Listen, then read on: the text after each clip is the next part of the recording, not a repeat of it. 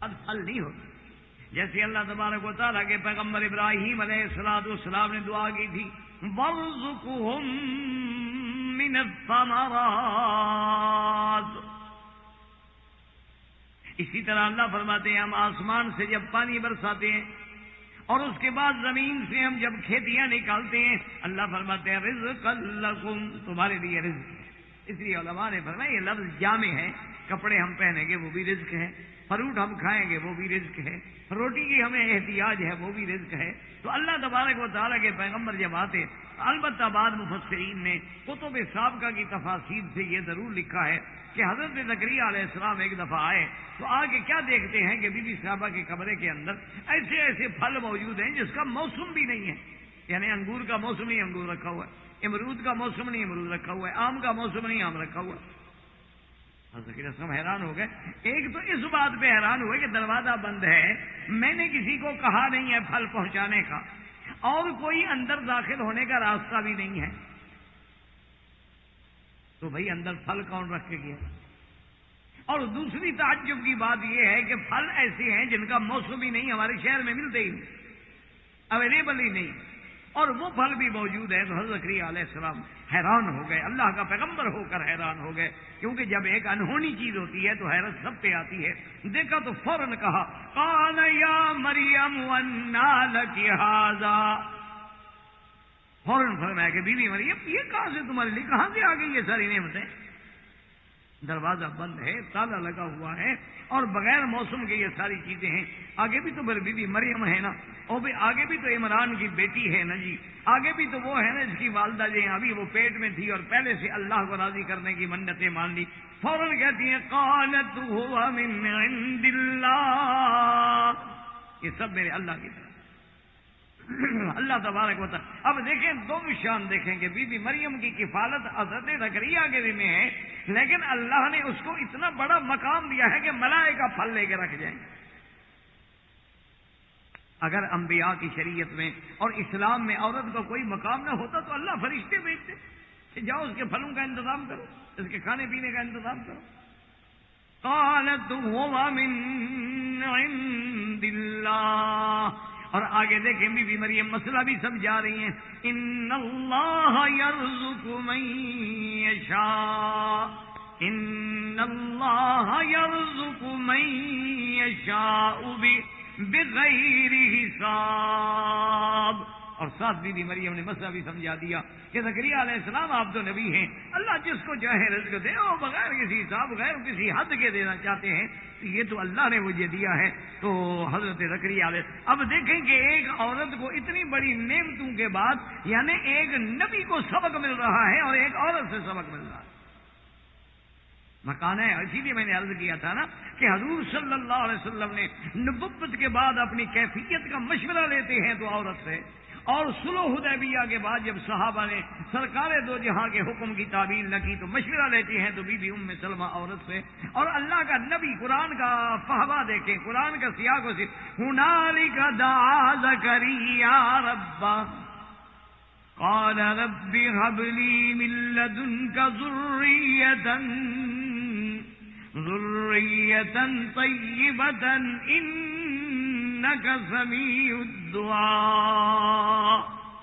یعنی ایک عورت کا مقام دیکھ کے حضرت زکریا علیہ السلام کے دل میں داعیہ پیدا ہو گیا کہ میرا اللہ اگر بی بی مریم کے لیے پھل آ سکتے ہیں اور بغیر موسم کے پھل آ سکتے ہیں تو موسم تو میرا بھی گزر گیا، میری بیوی کا بھی گزر گیا ہے، ہم دونوں بوڑھے ہو گئے، لیکن ہمیں بھی اولاد کا پھل عطا فرما دے، تیرے آگے پھر کیا پوچھ. یعنی یہ تحریک کب ہوئی؟ ہنالک دعا زکریا. آپ نے ان واقعات کو دیکھنے کے بعد دل میں اللہ نے تحریک ڈالی کہ میرا مولا اس بی بی کے لیے تو پھل پیدا کر سکتے ہیں آپ، اور بغیر موسم کے پھل مل سکتے ہیں، تو موسم تو ہمارا بھی گزر گیا ہے، مہربانی فرما کے ہمیں بھی تو پھل دے دو، اولاد دے دو. اور پھر اس کے بعد فنادته الملائکۃ وهو قائم يصلي في المحراب ان اللہ یبشرک بیحییٰ مصدقا بکلمۃ من اللہ وسیدا وحصورا ونبیا من الصالحین. اللہ تبارک یہاں قرآن نے اس اسلوب میں بیان کیا ہے، اور سورت مریم میں آپ انشاءاللہ جا کے پڑھیں گے، وہاں اللہ نے فرمایا اذ نادى ربه نداء خفیا۔ اب حضرت زکریا نے بھی رات کی تنہائی میں تہجد کے وقت میں بڑے عجز سے، عاجزی سے، تضرع و تذلل سے دعا کی، میرا اللہ مہربانی کر مجھے بھی اولاد عطا کر دے۔ اللہ نے جبریل بھیجا کہ یا زکریا انا نبشرک بغلام اسمہ یحییٰ لم نجعل له من قبل سمیا۔ اور قرآن پہ غور کریں، اور دوسری جگہ اللہ فرماتا ہے کہ میں تمہیں کیسا بچہ دوں گا، ان اللہ یبشرک بیحییٰ مصدقا بکلمۃ من اللہ وسیدا، سردار، حصورا، عورتوں سے پاک، ونبیا من الصالحین۔ اللہ نے فرمایا میرا پیغمبر زکریا آپ نے بی بی مریم کے رزق کو دیکھ کے دعا مانگی ہے، بی بی مریم بھی غیر مردوں سے پاک ہے، تمہیں بیٹا ایسا دوں گا مردوں سے پاک ہوگا، اس کی بھی شادی نہیں ہوگی، اس کی بھی شادی، وہ بھی حصور ہے اور بی بی مریم بھی پاک ہے۔ تو اللہ نے قرآن پاک میں اندازہ فرما لیں، سوچ لیں، غور کر لیں کہ عورت کو کتنی بڑی عزت بخشی ہے، کتنا بڑا مقام بخشا ہے۔ کوئی دنیا میں مذہب، میں دعوے سے کہتا ہوں، چیلنج کرتا ہوں کہ آپ لے آئیں دنیا میں مجھے کسی تہذیب کی، آپ اعلیٰ سے اعلیٰ کتاب لے آئیں، آپ تہذیب روم لے آئیں، تہذیب فارس لے آئیں، تہذیب یونان لے آئیں، تہذیب مصر لے آئیں، آپ دنیا کی کوئی کتاب لے آئیں جیسے اس طرح عورت کو عزت دی ہو۔ کسی ایک کتاب، ایک ہوتا ہے نا اعتراض کرنا، ایک ہوتا ہے اسلام پہ طنز کرنا، ایک ہوتا ہے اسلام پہ مستشرقین کے اور اعدائے اسلام کے انتہائی رقیق اور گھٹیا حملے کرنا۔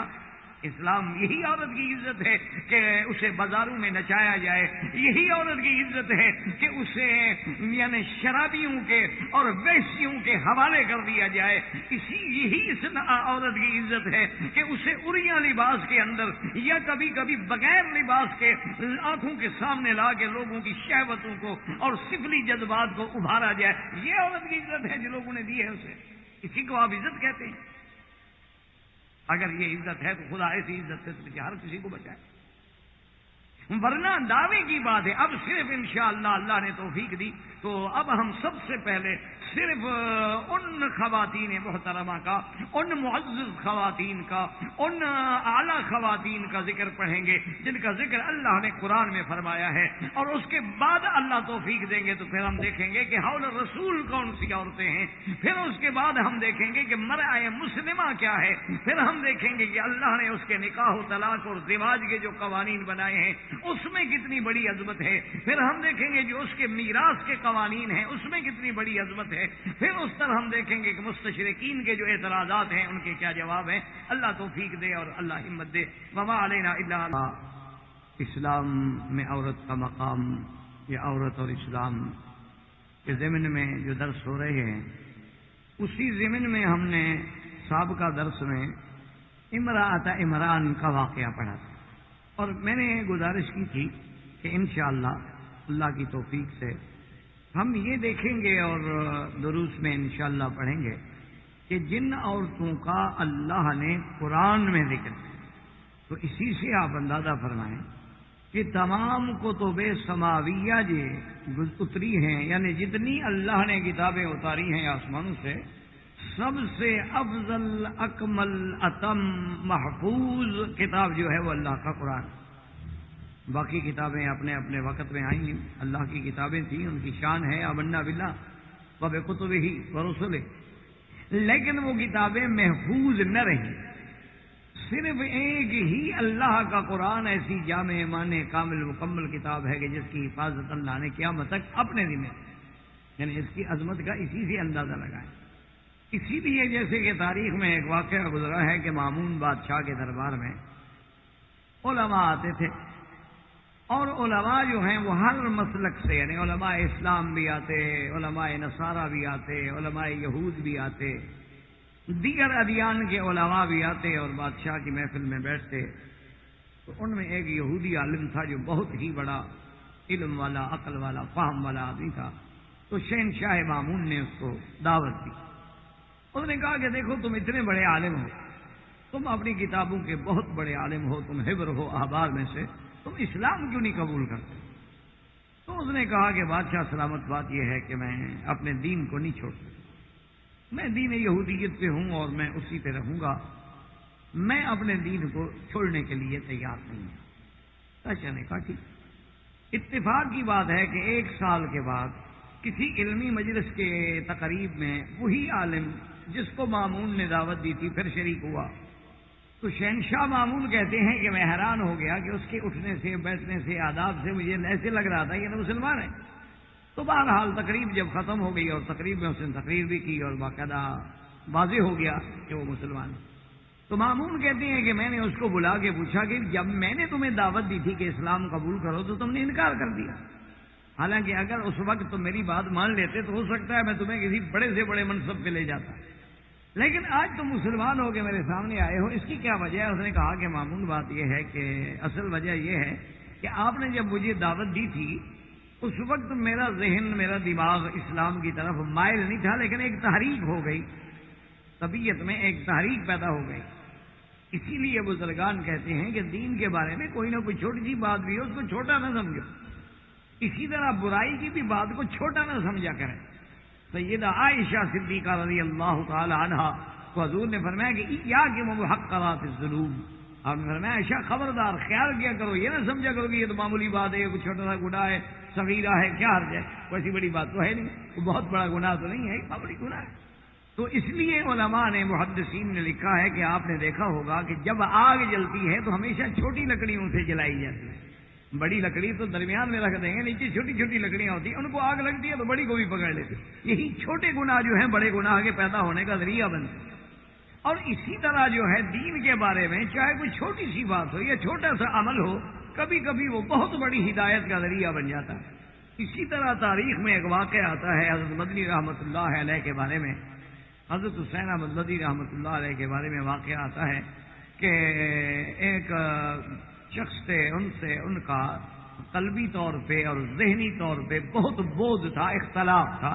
کیونکہ اتفاق ہے، ہوتے رہتے ہیں اختلافات، علماء میں ہوتے ہیں اختلافات، ہوتے ہیں اختلافات، فکر و نظر ہوتا ہے، لیکن بعض لوگ جو ہیں وہ اختلاف کو جنگ بنا لیتے ہیں. تو حضرت مدنی رحمۃ اللہ علیہ اتفاق سے ایک دفعہ ایک گاڑی میں سوار ہوئے، ٹرین میں سوار ہوئے، تو وہ جو ان کے سب سے بڑے مخالف تھے وہ بھی اسی ڈبے میں موجود تھے. بیٹھ گئے. اب دونوں کا اتفاق ہے کہ ایک ہی ڈبے میں سیٹ ملی تو کیا کر سکتا ہے، تو وہاں بیٹھ گئے. اور وہ بندہ اپنے اسی یعنی نفرت کے اظہار میں دوسروں سے بات کرے اور منہ پھیر لے اور کبھی ادھر دیکھے تاکہ مجھے حضرت مدنی کی طرف دیکھنا ہی نہ پڑے. تو حضرت نے محسوس نہیں کیا. تھوڑی دیر گزری، گاڑی چلتی رہی، 1-2 گھنٹے کے بعد وہ بندہ حمام گیا اور واپس آیا تو بڑا آگ بگولا ہو چکا تھا اور کہہ رہا تھا کہ بھئی کیا لوگ ہیں اور ریلوے ہے، کیسی گاڑیاں ہیں، اتنے مہنگے مہنگے کرائے لیتے ہیں اور گاڑیاں صاف نہیں ہوتی ہیں اور باتھ روم اتنا گندا ہو گیا کہ آدمی اندر بیٹھ نہیں سکتا ہے، کہ نہ ان کے کوئی ملازم ہیں نہ کوئی سروس ہے. اب یہاں جا کے گاڑی رکے گی، ختم ہوگی کوئی آدمی راستے میں تو نہیں آئے گا چیک کرنے کے لیے. اور جس شریف آدمی کو ضرورت ہو حمام جانے کی وہ کیا کرے؟ وہ بڑبڑا رہا ہے، اپنے غصے کا اظہار کر رہا ہے.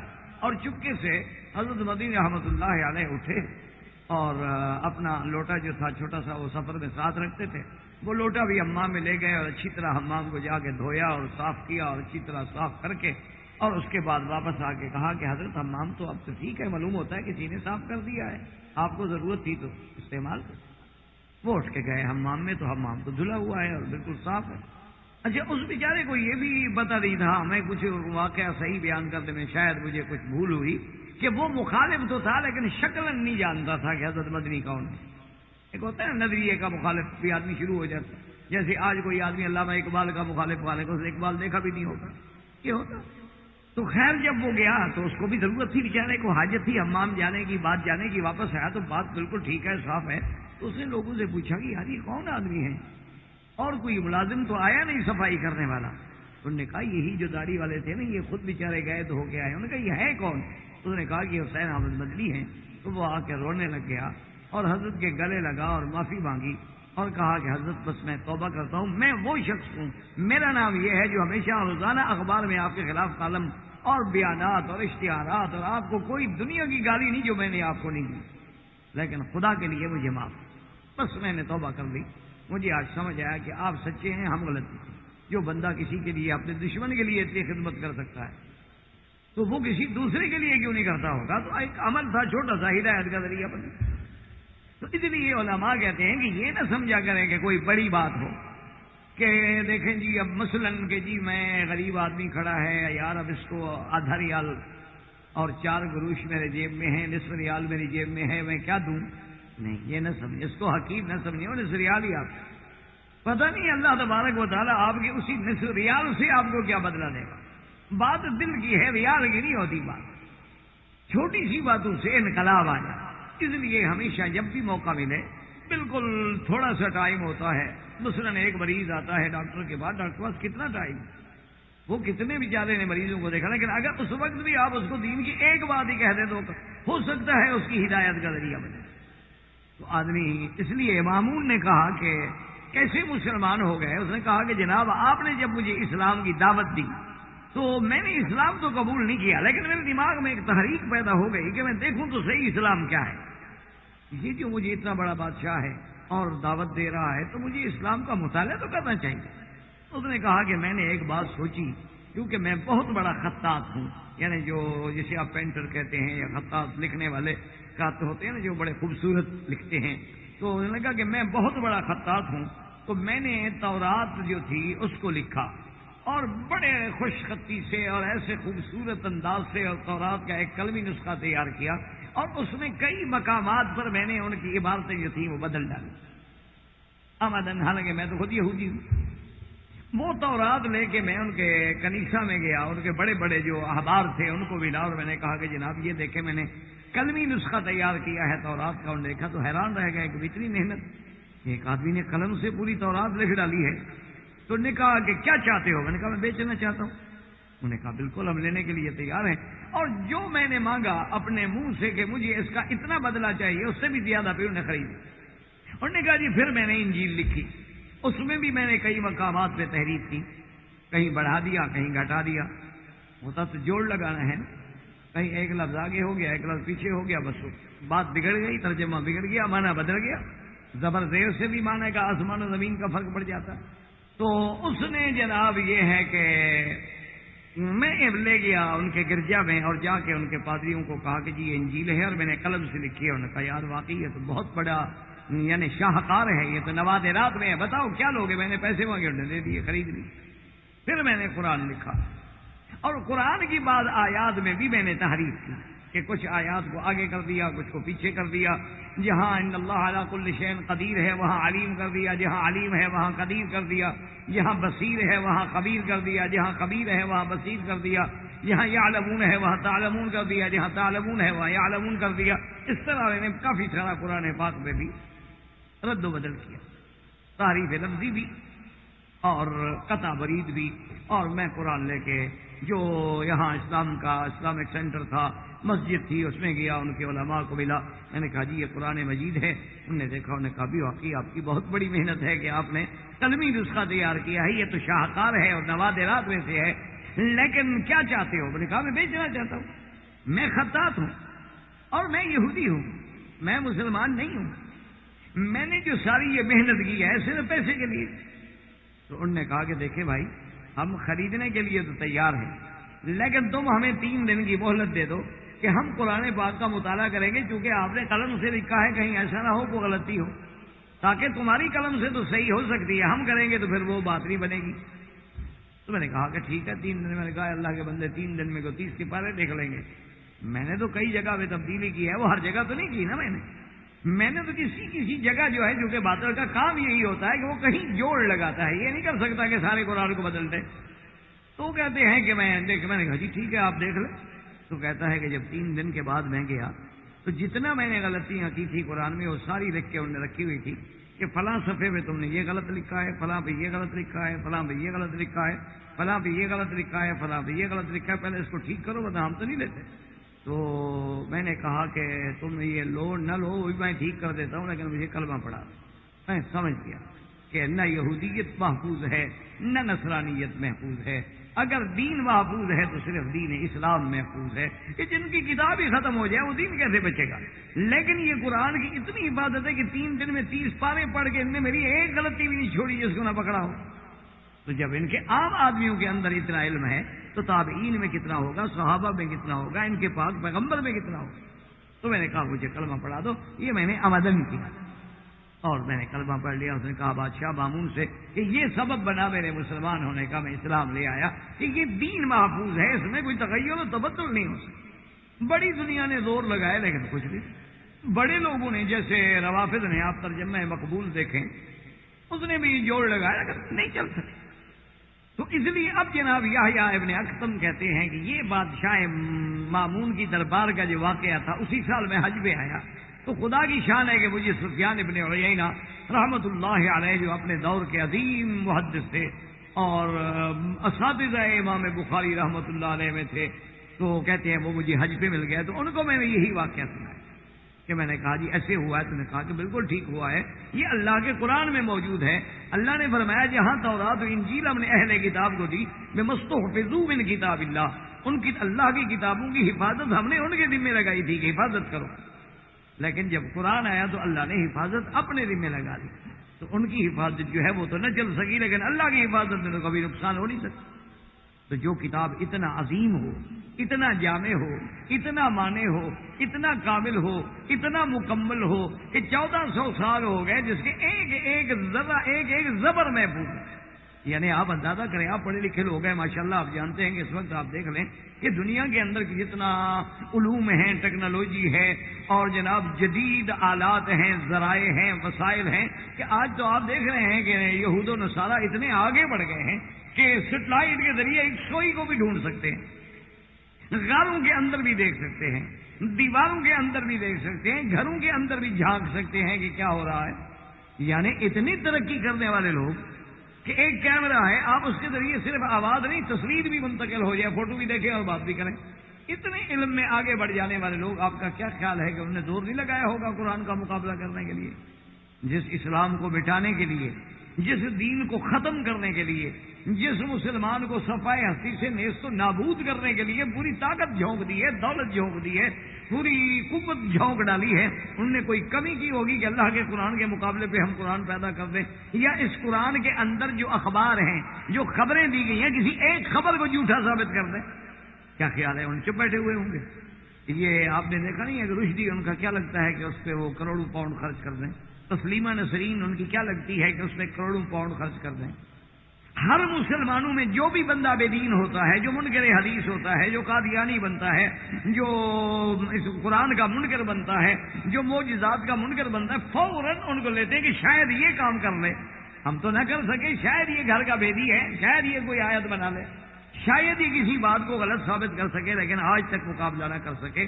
اور آج تک یعنی آپ نے شاید نہ بھی دیکھا ہوگا تو اب بھی آپ کو فلم مل سکتی ہے کہ جب احمد دیدات کا مناظرہ ہوا عالمی سطح پر پادری سے، اور وہ ایک عظیم مناظرہ تھا کہ جو ساری دنیا کو اس وقت آن ایئر دکھایا جا رہا۔ آپ مناظرے کو چھوڑیں، مناظرہ تو بڑی بات ہوتی ہے نا۔ احمد دیدات نے صرف اس پادری سے جو مقابلے پہ آیا تھا، اس نے کہا کہ دیکھیں آپ کے پاس یہ کون سی کتاب ہے؟ اس نے کہا انجیل ہے۔ اس نے کہا دیکھو میں آپ کو بتاتا ہوں کہ فلاں صفحہ فلاں سطر سے مہربانی کر کے صرف ایک صفحہ جو ہے اپنی کتاب انجیل کا پڑھ کے عوام کو سنا دو۔ اس نے کہا جی یہ تو مناظرے میں لکھا ہوا نہیں ہے کہ میں آپ کو اپنی کتاب سناؤں گا۔ اس نے کہا اس میں کیا بات بھائی، اب انجیل ہے، حضرت عیسیٰ علیہ السلام کی کتاب ہے، اللہ کی اتاری ہوئی کتاب ہے، میں آپ سے کوئی زیادتی تو نہیں کر رہا، میں آپ سے کوئی غلط مطالبہ تو نہیں کر رہا، میں تو کہہ رہا ہوں تمہاری اپنی کتاب ہے، اس کا صفحہ فلاں سطر فلاں سے شروع ہو جاؤ اور آدھا صفحہ جو ہے پڑھ کے سنا دو، اور میرے پاس جو اللہ کا قرآن ہے مجھے جہاں سے حکم کرو میں سناؤں۔ تو اب جناب جتنا زور لگایا احمد دیدات صاحب نے، آج بھی وہ باقاعدہ فلم موجود ہے، محفوظ ہے، آپ دیکھ لیں۔ حتیٰ کہ احمد دیدات سے کہنا پڑا، اس نے کہا کہ دیکھو حضرات آپ دیکھ رہے ہیں، اور پادری صاحب کا یہ آپ دیکھ رہے ہیں کہ اللہ کی رحمت سے ان کی تھوک خشک ہو گئی ہے اور پانی کے گلاس پتہ نہیں یہ کتنے پی گیا ہے۔ میں اس کو کہتا ہوں انجیل پڑھو، اس کو آخر بخار کیوں ہو رہا ہے؟ اور میں یقین دلاتا ہوں آپ لوگوں کو یہ زہر کا پیالہ پی لے گا لیکن اپنی کتاب انجیل نہیں پڑھے۔ کیوں؟ اگر وہ سچی کتاب ہے، اللہ کی کتاب ہے، محفوظ کتاب ہے، پڑھو بھائی۔ انہوں نے کہا دیکھو میرے پاس 30 پارے قرآن ہے، مجھے حکم کرو کہاں سے پڑھوں۔ اس کو کیوں شرم آ رہا ہے کتاب پڑھنے کا؟ کہ اس میں اتنی غلاظت ہے، اس میں اتنی حفوات ہیں، اس میں اتنی ناقابل تصدیق واقعات ہیں کہ وہ پڑھے تو خود اپنی قوم کے سامنے شرمندہ ہو جائے، کیونکہ لوگوں کی لکھی ہوئی، اللہ کی لکھی ہوئی تو ہے نہیں. وہ تو حضرت بعد میں جمع کی گئی، لوگوں نے، شاگردوں نے جمع کی، اسی لیے تو 4 انجیل بن گئے دنیا میں. اور ہر پارٹی کہتی ہے، کوئی کہتا ہے انجیل یوحنا ٹھیک ہے، کوئی کہتا ہے لوکا ٹھیک ہے، کوئی کہتا ہے انجیل مقوقس ٹھیک ہے، وہ کہتا ہے وہ غلط ہے، وہ کہتا ہے وہ غلط ہے. ہم کہتے ہیں وہ سارے سچ کہتے ہیں. چاروں جماعتیں کہتی ہیں نا بھی تمہارا انجیل غلط ہے، وہ کہتے ہیں نہیں تمہارا غلط ہے. ہم کہتے ہیں دونوں سچ کہتے ہیں، باقی غلط. ہم تو جھوٹا نہیں مانتے. تو اس لیے میں ساری یہ بات، ساری توحید اس لیے باندھ رہا ہوں کہ خدا کے لیے میرے نوجوان بچوں کو، بھائیوں کو بات سمجھ آئے کہ اتنی بڑی عظیم کتاب میں اگر اللہ کسی عورت کا ذکر کرے تو عورت کا کتنا بڑا مقام ہوگا. ایسی عظیم کتاب میں عورت اگر ایک معمولی سی چیز ہے ذکر کرنے کی ضرورت ہی نہیں. معمولی چیزوں کا کون ذکر کرتا ہے؟ یعنی اللہ تبارک و تعالیٰ اپنی اس عظیم کتاب میں صرف عورت کا ذکر نہ کرے بلکہ پورے قرآن کی سورت کا نام بھی سورت مریم رکھ دیا جائے. تو اس چیز سے آپ اندازہ کریں کہ اسلام نے عورت کو کتنی بڑی عزت و عظمت بخشی ہے، کتنا بڑا مقام بخشا ہے کہ اپنی اس عظیم کتاب میں جس کی حفاظت کا ذمہ دار خود خدا ہے، جس کے ایک ایک لفظ اور معنی کی حفاظت کا ذمہ دار خدا ہے، اس میں اللہ نے پوری ایک سورت کا نام ہی سورت مریم رکھ دیا.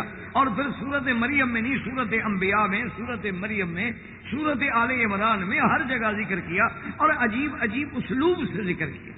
کہیں فرمایا وذکر فی الکتاب مریم، اور کہیں فرمایا کہ بی بی نے جب منت مانی تھی انی سمیتھا مریم، اور کہیں قرآن کہتا ہے مریم ابنت عمران التی احسنت فرجہا فنفخنا فیہ من روحنا وصدقت بکلمات ربہا وکتبہ وکانت من القانتین. اگر اسلام کی نظروں میں عورت کا کوئی مقام نہیں ہے، اسلام کی نظروں میں عورت ایک نعوذ باللہ ایک ذلیل اور ایک گری ہوئی چیز ہے، اس کے کوئی حقوق نہیں، اس کی کوئی عظمت نہیں، کوئی عزت نہیں، وہ بالکل نعوذ باللہ پاگل ہے، عقل سے فارغ ہے، تو اللہ نے قرآن میں ذکر کیوں کیا؟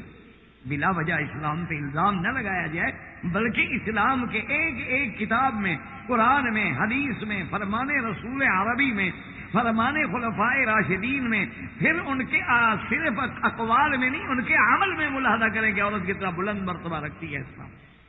لیکن خدا کرے وہ عورت ہو. اب اگر میرا بھائی عورت نہ رہے تو پھر ہمارا کیا قصور ہے؟ اگر عورت کو عزت تب ملے گی نا جب وہ عورت ہو. اگر ایک عورت اپنے آپ کو عورت ہی نہ سمجھے تو اس کو تو سمجھانے کے لیے نہ کسی عالم کی دلیل کام آ سکتی ہے اور نہ کسی کتاب کے اقوال کام آ سکتے. تو اللہ تبارک و تعالیٰ نے، میں نے عرض کیا تھا کہ بی بی مریم کی کفالت کا واقعہ ذکر کیا.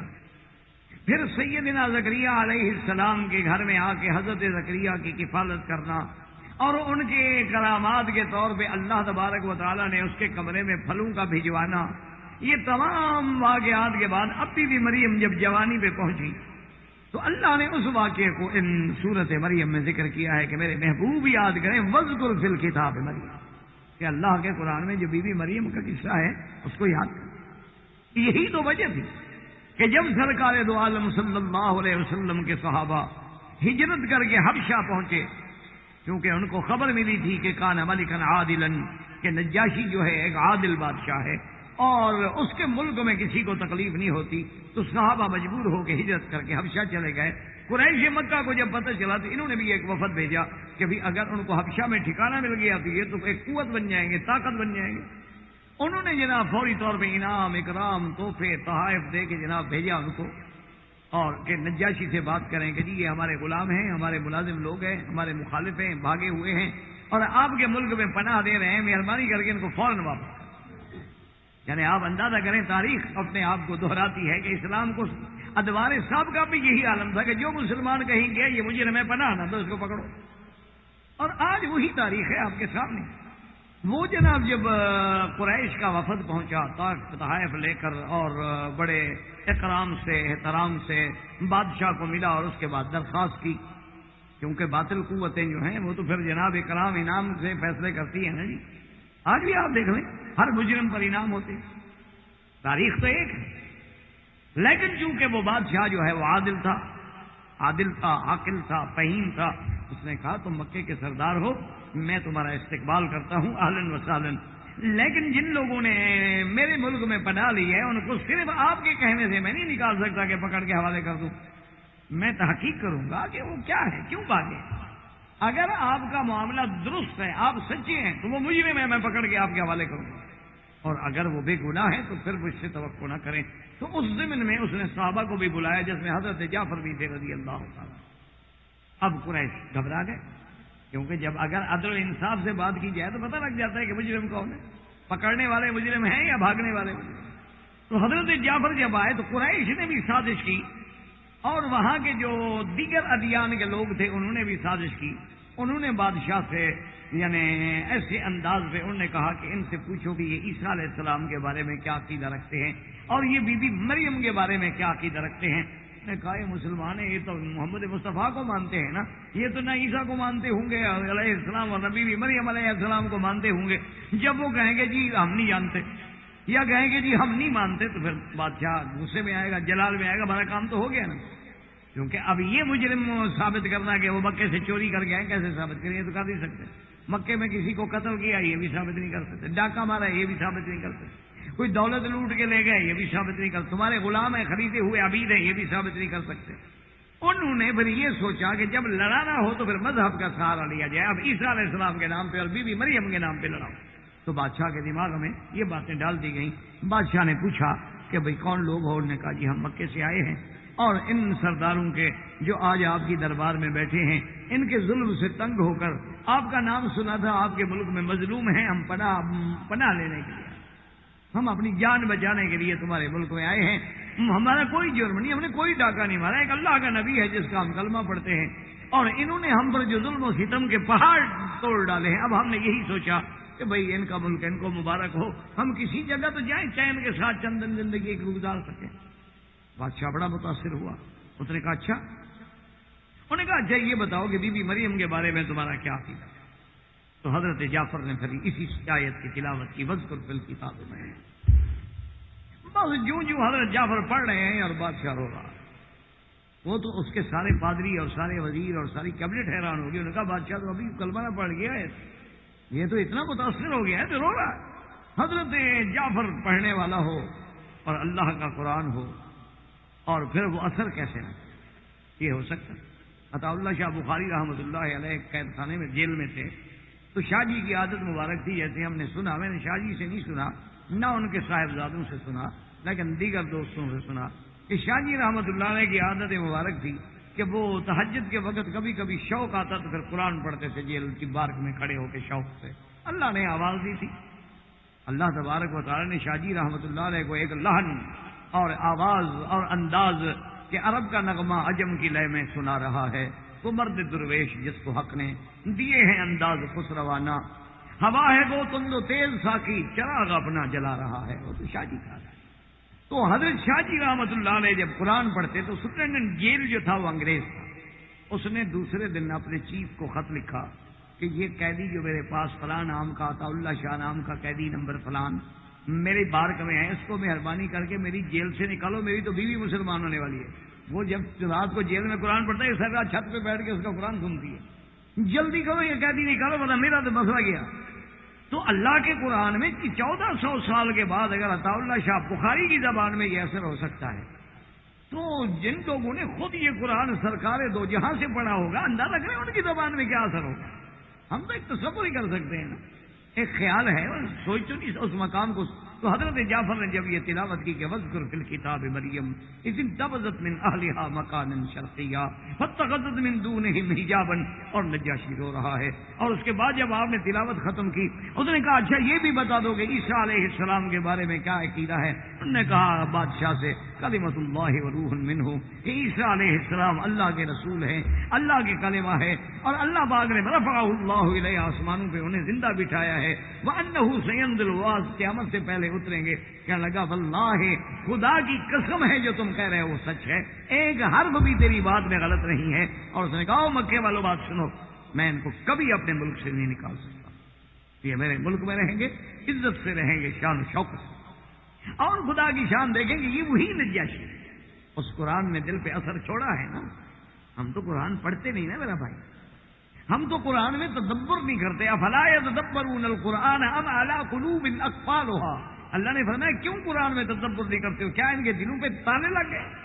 ہم تو قرآن میں غور نہیں کرتے. ہم تو قرآن کو ایک بس زیادہ سے زیادہ ایک مقدس کتاب. اور آج کل کا جو مجید نوجوان طبقہ ہے ان کے نزدیک تو وہ تنی تقدس بھی کتنا ہے. مرضی آتی ہے پڑھ لیتے ہیں، مرضی آتی ہے سرانے رکھ کے سو جاتے ہیں، مرضی آتی ہے تو جناب ایک ہاتھ میں جوتا ہے اسی میں قرآن بھی ساتھ پکڑا ہوا. اب ان کو آدمی کیا کہہ سکتا ہے؟ ماں سوا اللہ سے دعا کر دیں کہ اللہ ہدایت عطا فرمائے. ابھی جناب آپ اندازہ فرمائیں کہ یعنی کبھی آدمی آپ نے دیکھا ہے کبھی آپ روٹی لیں بازار سے، اگر روٹی خریدیں تمیز یا حب روٹی اور جوتی بھی کبھی آپ نے کٹھی پکڑی ہے؟ یعنی قرآن کی قیمت آپ کے نزدیک اس 4 آنے کی روٹی کے برابر بھی نہیں ہے، اور پھر دعویٰ کرتے ہو کہ ہمیں علم ہے. اللہ تبارک و تعالی رحمت فرمائے. تو یہی وہ قرآن کی تاثیر تھی کہ اللہ نے نجاشی کو اسلام نصیب کیا، نجاشی مسلمان ہو گیا. اور یہ وہی نجاشی ہے کہ جس نے بی بی ام حبیبہ کا نکاح محمد مصطفیٰ سے کیا. حضور صلی اللہ علیہ وسلم کا وکیل جو ہے بادشاہ تھا نجاشی، اور اسی نے اپنی طرف سے حق المہر ادا کی، تمام اخراجات دیے، خرچہ دیا، اعزاز و اکرام کے ساتھ بی بی ام حبیبہ رضی اللہ تعالیٰ عنہ کو مدینے بھیجا. اور یہ وہی نجاشی ہے، اس قرآن کی تاثیر ہے کہ جب وہ فوت ہوتا ہے حضور صلی اللہ علیہ وسلم اپنے صحابہ کو کہتے ہیں مات اخیکم النجاشی، آج تمہارا بھائی نجاشی فوت ہو گیا، آؤ ہم اس پہ جنازہ پڑھیں. اور ایک حدیث میں ہے کہ صلوا علی اخیکم النجاشی، اپنے بھائی نجاشی پہ جنازہ پڑھو. اور حضور نے غائبانہ جنازہ پڑھا، جس سے بعض ائمہ نے یہ دلیل پکڑی ہے کہ کسی آدمی کا غائبانہ جنازہ پڑھا جا سکتا ہے. اسی وجہ سے غائبانہ جنازہ پر امام شافعی رحمۃ اللہ علیہ اور امام احمد بن حنبل رحمۃ اللہ علیہ اس بات کے قائل ہیں کہ غائبانہ نماز جنازہ جو ہے وہ جائز ہے، جیسے کہ حضور نے نجاشی کی پڑھی ہے. لیکن امام ابو حنیفہ رحمۃ اللہ علیہ قائل نہیں. امام ابو حنیفہ فرماتے ہیں کہ غائبانہ جنازہ نہیں ہوتا. وہ فرماتے ہیں کہ غائبانہ جنازہ اگر ہوتا ہے تو حضور پاک نے صرف نجاشی کا ہی کیوں پڑھا؟ کئی صحابہ شہید ہوتے رہے، ان کا کیوں نہیں پڑھا؟ حضور کے کئی صحابہ جنگوں میں شہید ہوئے، بڑے بڑے علماء صحابہ شہید ہوئے، حضور کو خبر دی گئی، لیکن حضور نے ان کا غائبانہ جنازہ کیوں نہیں پڑھا؟ تو امام ابو حنیفہ فرماتے ہیں کہ دراصل یہ معجزہ تھا محمد رسول اللہ کا کہ اللہ نے نجاشی کی موت کی خبر دی اور نجاشی کو حضور کے سامنے کر دیا، جیسے بیت المقدس کو سامنے کر دیا تھا. اس لیے وہ ہم سے تو چاہے غائب ہو لیکن حضور سے غائب والی بات ہی نہیں. اسی لیے وہ فرماتے ہیں کہ اگر غائبانہ جنازہ جائز ہوتا تو حضور نے فرمایا کہ وہ بی بی کہاں ہے جو میری مسجد کی صفائی کرتی تھی؟ انہوں نے کہا یا رسول اللہ وہ تو فوت ہو گیا. فرمایا میں نے کہا تھا دلونی، مجھے بتاؤ، میں نے تمہیں پہلے کہا تھا کہ اخبرونی، اگر اس کو موت آ جائے تو مجھے بتانا، میں جنازہ پڑھوں گا. انہوں نے کہا یا رسول اللہ رات کا وقت تھا اور جنازے کے میں لیٹ کرنا، دفن میں لیٹ کرنا بھی آپ کے فرمان کے خلاف ہے، اور بیچاری ایک بوڑھی عورت تھی، خادمہ تھی مسجد کی. ہم نے کہا حضور کو جگائیں اور رات کو اٹھائیں، جی آپ جنازے کے لیے تشریف لے آئیں. تو ہم نے جنازہ پڑھ کے دفن کر دیا. اور انہوں نے دلونی علی قبر، مجھے اس کی قبر دکھاؤ. حضور صلی اللہ علیہ وسلم کو صحابہ نے قبر دکھائی، فصلى، حضور قبر پہ کھڑے ہو گیا، آپ نے پھر جنازہ پڑھا. تو امام ابو حنیفہ فرماتے ہیں کہ اگر غائبانہ جنازہ ضروری ہے تو مسجد میں کھڑے ہو کے پڑھ لیتے، قبر میں جانے کی ضرورت کیا تھی؟ بہرحال یہ تو اہل علم کے مسائل ہیں، اللہ پاک کروڑوں رحمتیں فرمائے. اللہ کا شکر ہے کہ ہم تو کسی بھی امام کے بارے میں، ہم تو کسی بھی ائمہ کے بارے میں، ہم تو کسی بھی اہل علم کے بارے میں، اللہ کا شکر ہے، اللہ بچائے بے ادبی سے، ہم تو زبان نہیں کھولتے. لیکن یہ معنی نہیں ہوتا کہ باقی ائمہ کے پاس دلائل نہیں ہوتے، یہ بات نہیں. تو اس لیے بہرحال جناب تو یہ وہ واقعہ مبارکہ ہے کہ اللہ فرماتے ہیں کہ میرے محبوب یاد کریں کہ اس بی بی مریم کا اذن تبذت من اہلہا مکانا شرقیہ، کہ وہ دور اپنے اہل سے شرقی جانب میں چلی گئیں. تو فاتخذت من دونہم حجابا، اور بالکل الگ تھلگ ہو گئی. اب بعض مفسرین فرماتے ہیں کہ ان دنوں میں بی بی صحابہ کے ایام کے دن، لیکن یہ بات نہیں، عبادت کے لیے وہ الگ ہوئی. اب اللہ نے فرمایا فَأَرْسَلْنَا إِلَيْهَا رُوحَنَا فَتَمَثَّلَ لَهَا بَشَرًا سَوِيًّا. اللہ فرماتے ہیں کہ ہم نے جبریل علیہ السلام کو بھیجا، اور جبریل علیہ السلام جو ہے ایک انسان کی شکل میں آئے، کیونکہ جبریل علیہ السلام اپنی اصلی حالت میں ہوں تو کوئی دیکھ ہی نہیں سکتا. اب بی بی صاحبہ نے دیکھا دور سے کہ ایک جوان ہے اور انسان ہے اور خوبصورت شکل والا آدمی ہے، اور وہ بڑھا چلا آ رہا ہے اور میری طرف ہی آ رہا ہے. قالت انی اعوذ بالرحمن منک ان کنت تقیا. بی بی صاحبہ نے فوراً کہا کہ میں اللہ کے نام سے، رحمان کے نام سے پناہ مانگتی ہوں، اگر تم اللہ سے ڈرنے والے ادھر کیوں آ رہے ہو؟ اب ایمان سے اندازہ کریں کہ بی بی مریم کو ماننے والے، بی بی مریم کو اللہ کی بیوی کا رتبہ دینے والے، بی بی مریم کو تثلیث میں الوہیت کے مقام پہ لے جانے والے اگر آج عورت کی بے پردگی کے قائل ہو جائیں تو ہمارا قصور ہے؟ یعنی ذرا آپ غور کریں کہ موجودہ دور میں اپنے آپ کو عیسائی کہنے والے، مسیحی کہنے والے، جو یہ عقیدہ رکھتے ہوں کہ ثالث و ثلاثہ، ان تین میں ایک خدا ہے، جن کے نزدیک یہ عقیدہ ہو کہ بی بی مریم اتنا مقدس ترین مقام کی بی بی ہے کہ جب عیسیٰ علیہ السلام خدا کا بیٹا ہے تو بی بی مریم تو بیوی خود بخود ہو گئی نا۔ بھئی عیسیٰ علیہ السلام کو جو ابن اللہ مانتے ہیں، اللہ کا بیٹا مانتے ہیں، تو گویا بی بی مریم خدا کی بیوی ہو گئی۔ نعوذ باللہ ثم نعوذ باللہ۔ آج وہی قوم یہ کہے کہ نہیں، یہ پردہ کرنا اور مرد و عورت کا دور رہنا جو ہے یہ حقوق نسواں کے خلاف ہے، یہ حقوق انسانیت کے خلاف ہے، یہ آزادی کے خلاف ہے، تو پہلے بی بی مریم سے پوچھو وہ کیوں چیخ رہی ہے ایک بندے کو دیکھ کر؟ ورنہ وہ تو بالکل کھڑی ہوتی، ماشاءاللہ شیک ہینڈ کرتی، ہاتھ بھی لاتی، باقاعدہ ہیلو کرتی، ہائے کرتی، استقبال کرتی ان کا۔ تو اب آپ خود فیصلہ کریں، کم سے کم ہمارے قرآن کو نہ مانو، ہمارے نبی کے فرمان کو نہ مانو، اپنی بی بی مریم کی بات کو تو مانو۔ خدا کے لیے کچھ تو غور کرو نا، آپ صرف ہمیں الزام تو نہ دو۔ لیکن یہ قوم بڑی عجیب ہے۔ اچھا، ادھر تو بی بی مریم کا اتنا تقدس ہے، اور ادھر ان کے ہاں ایک شراب ملتی ہے، اس کا نام ہے بلڈی میری، شراب کا نام رکھا ہو، شراب کے جیسے نام رکھتے ہیں نا، یہ شیمپین ہے، یہ وائن ہے، یہ وہسکی ہے، یہ جناب جونی واکر ہے، یہ جناب جو ہے پتہ نہیں کیا کیا بلائیں ہیں، وڈکا ہے، یہ اللہ کا عذاب کا ایک اور کوئی ٹکڑا ہے، یہ کئی بلائیں ہوتی ہیں۔ تو اس میں ایک شراب کا نام بلڈی میری بھی ہے، میری سے مراد مریم۔ اب اس قوم کا کوئی علاج ہے جو شراب کا نام رکھے ادھر خدا کی بیوی بنا ڈالیں؟ قصور ہمارا ہے کہ ہم عورت کو آزادی نہیں، وہ تو بیوی چیخ رہی ہے دور سے کہ میرے طرف قریب مت آؤ۔ انی اعوذ بالرحمن منک ان کنت تقیا، کہ میں اپنے اللہ سے، رحمان کے نام سے پناہ پکڑتی ہوں، اگر تم پرہیزگار ہو، ڈرنے والے ہو، تو کسی عورت کی تخلیے میں، علیحدگی میں کسی مرد کو آنے کا کیا حق ہے کہ آ رہے ہو؟ یہ کیا بات؟ قال انما انا رسول ربک، اللہ کے حکم سے جبریل بول پڑے، اس نے کہا کہ بی بی مریم مت گھبرائیں، میں تو تیرے رب کا بھیجا ہوا ایک قاصد ہوں، میں تو ایک پیغامبر ہوں۔ لِأَهَبَ لَكِ غُلَامًا زَكِيًّا، میں تو تمہیں اہب لک ہبہ کرنا، دینا، میں تو تمہیں ایک پاکیزہ غلام دینے آیا ہوں۔ اب مشکل تو یہ ہوتی ہے نا کہ ہم کس کس بات کو روئیں میرے بھائی۔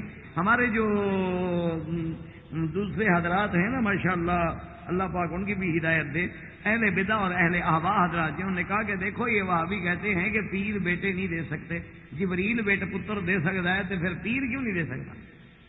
کیا کریں، کس کس قوم کو روئیں؟ تن ہم داغ داغ شد پمبا کجا کجا نہم، جب سارے زخم پہ داغ داغ ہوں اور زخم ہوں تو کہاں کہاں ڈاکٹر پایا رکھے بچا۔ انہوں نے یہاں سے مسئلہ نکالیا، انہوں نے کہا جی جبریل اگر بیٹا دے سکتا ہے تو پھر داتا کیوں نہیں دے سکتا، پھر سلیم چشتی کیوں نہیں دے سکتا، پھر نظام الدین اولیاء کیوں نہیں دے سکتا؟ دیکھو جبریل کہہ رہا ہے احبا کہ غلام زکیہ، میں تمہیں بیٹا دینے آیا ہوں۔ حالانکہ یہ جہالت ہے۔ ایک لفظ ذرا پیچھے پڑھ لیتے کہ انما انا رسول ربک، یہ تو ایک نسبت ہوتی ہے، جیسے اللہ نے کہہ دیا انہ لقول رسول کریم، یہ قرآن جو ہے جبریل کی کلام ہے، جبریل کا کلام تھوڑا ہے، کلام تو اللہ کا ہے، لیکن چونکہ جبریل پڑھ رہا ہے تو نسبت کر دی گئی۔ اب حکم تو میرے اللہ کا ہے، لیکن پیغام پہنچانے والا کون ہے؟ جبریل۔ اس لیے انہوں نے کہہ دیا لِأَهْبَ لَكِ غُلَامًا زَكِيًّا، ورنہ یہ مانا تو نہیں کہ جبریل علیہ السلام کو بچے دینے کی بھی طاقت تھی، ایسی ہوتی تو آپ نے نہ ایک دو بچے رکھ لیتا نا۔ جبریل کے بچے ہیں، بچے کس کو برے لگتے ہیں؟ نہ کسی کو برے لگتے ہیں، آپ پھینک دیتے ہیں باہر اٹھا کے۔ جبریل علیہ السلام کو خود اپنا بچہ ایک پیدا کر لیتے ہیں، خود اپنا تو بیوی بھی نہیں، بچے بھی نہیں، بچے کے قابل بھی نہیں، دوسرے کو بچے کہاں سے دے دے گا؟ بس ایک عقیدہ ہے، گھڑنا ہے، ایک لفظ کو غلط استعمال کرنا ہے، بس وہ جناب آگے ہماری قوم بیٹھی ہے، میں کہ ماشاء اللہ کہہ دیتی ہے سبحان اللہ، ماشاء اللہ جی حضرت پہنچ گئے ہیں جسے پہنچنا، آگے ہماری قوم ہے۔ شاہ جی رحمت اللہ علیہ فرماتے تھے کہ اللہ نے مجھے وہ لہن دیا، وہ زبان دی، وہ آواز دی، وہ حفظ قرآن دیا، خدا کی قسم میں آسمان کے ستاروں کو سناتا تو نیچے اتر آتے، اور دریا کے موجوں کو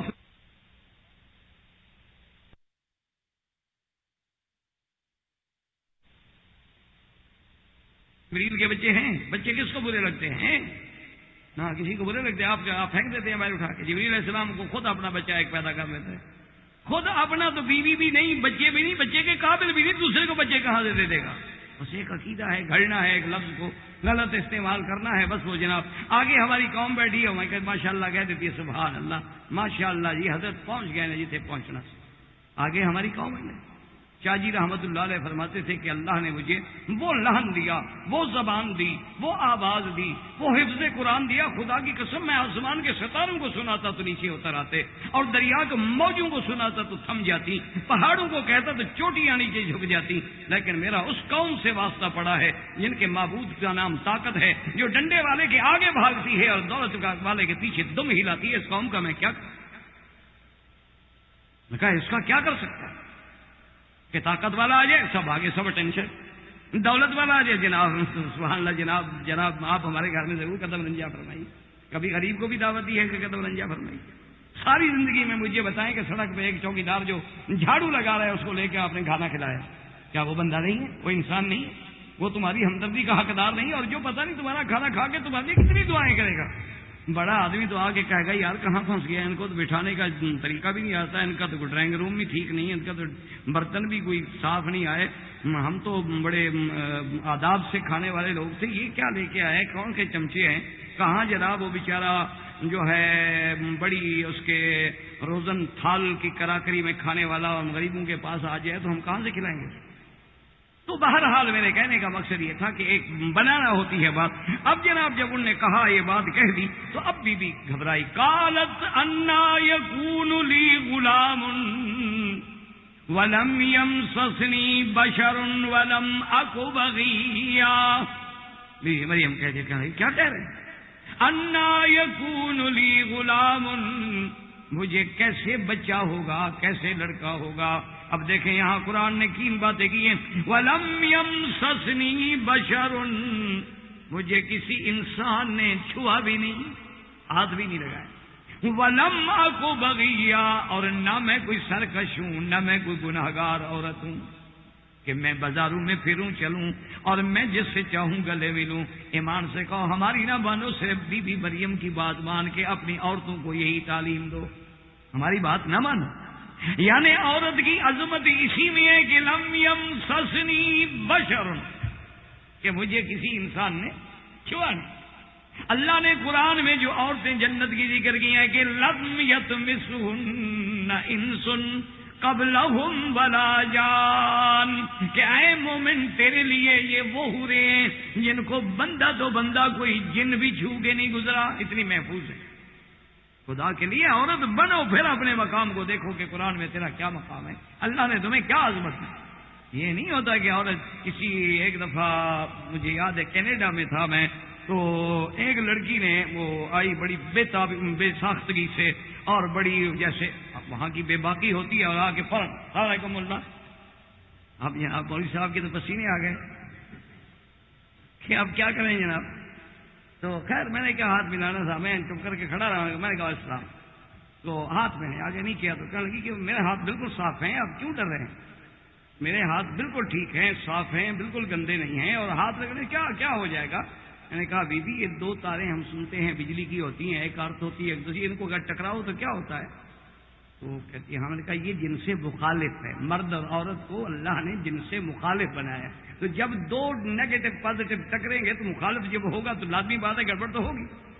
اچھا اسی طرح ایک دفعہ عجیب لطیفہ ہوا تھا ہماری اسمبلیوں میں، اسمبلیاں بھی تو ایسی ہوتی ہیں نا ہماری. تو اس اسمبلی میں ایک خاتون تھی، مجھے نام یاد نہیں آ رہا، شاید بیگم خلیق الزمان تھی، اللہ معاف کرے اگر مر گئی، اللہ بخشے، زندہ ہے تو ہدایت دے.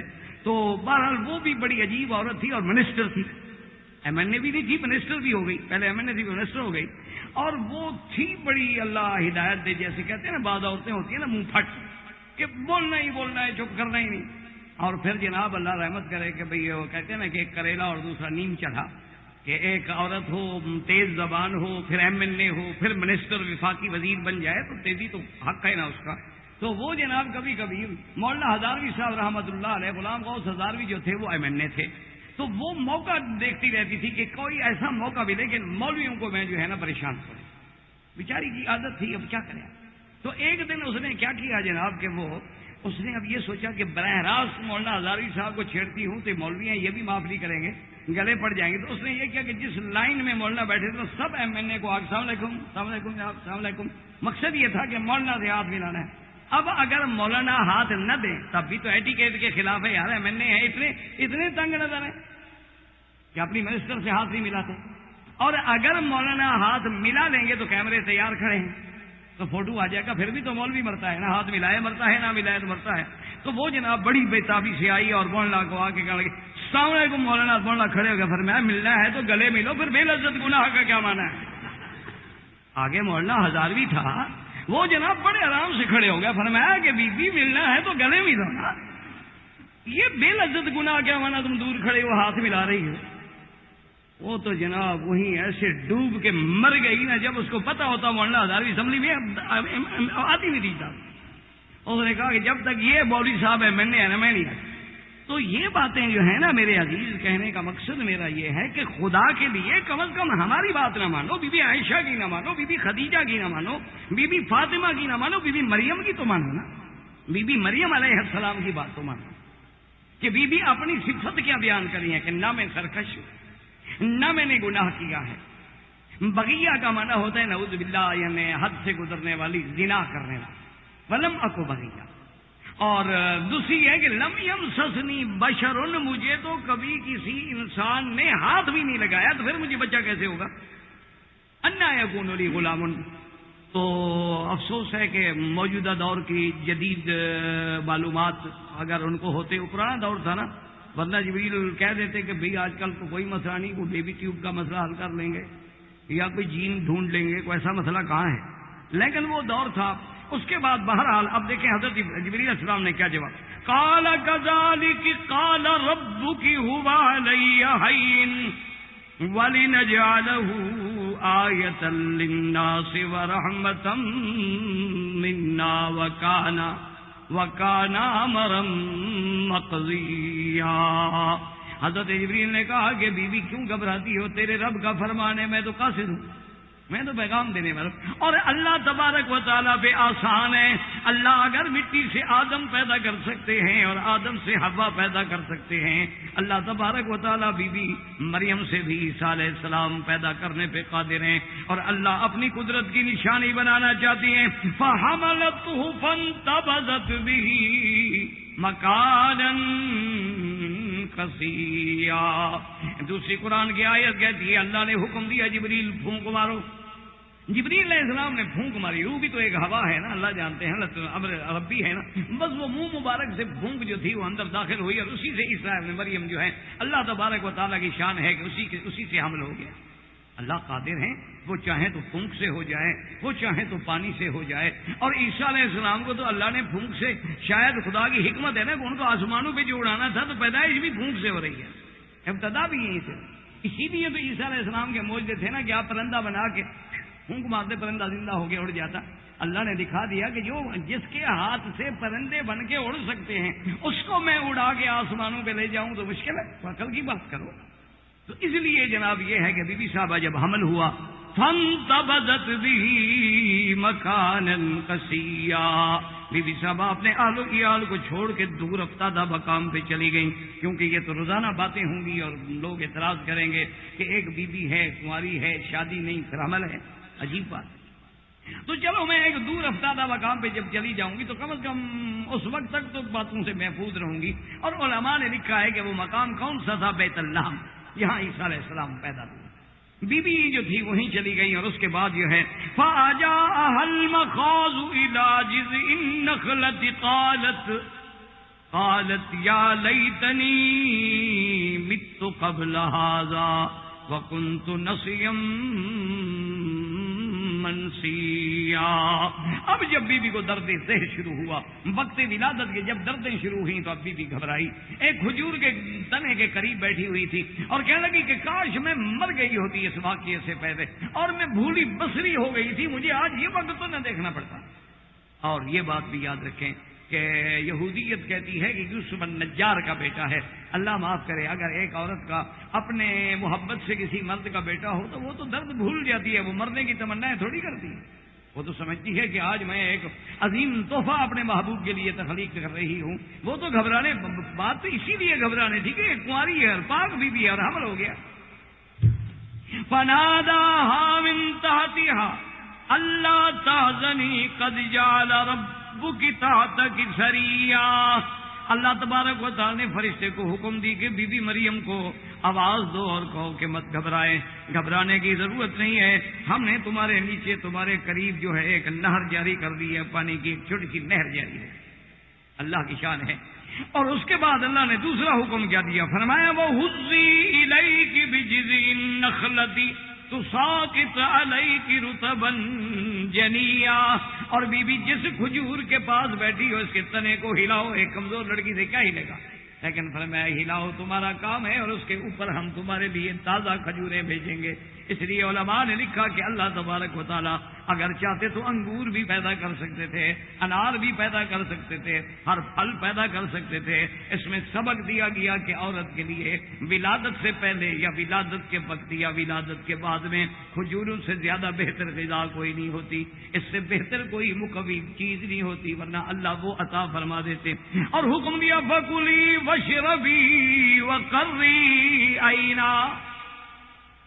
اب دیکھیں کہ عورت کا مقام سب اللہ سکھا رہے ہیں، سب اللہ سمجھا رہے ہیں. ایمان سے کہیں اس سے بڑی کوئی عزت و عظمت ہے عورت کی کہ درد ذہ میں لوگ جو ہیں لیڈی ڈاکٹروں کے پاس جاتے ہیں، زچہ بچہ میں جاتے ہیں، رشتہ دار آ جاتے ہیں، زیادہ سے زیادہ بندے کی ماں آ جاتی ہے، دادی نانی آ جاتی ہے، لیکن یہ سارا انتظام خدا کر رہے ہیں، حکم دے رہے ہیں یہ کر لو یہ کر لو، سب ہم کریں، ہم ذمہ دار ہیں.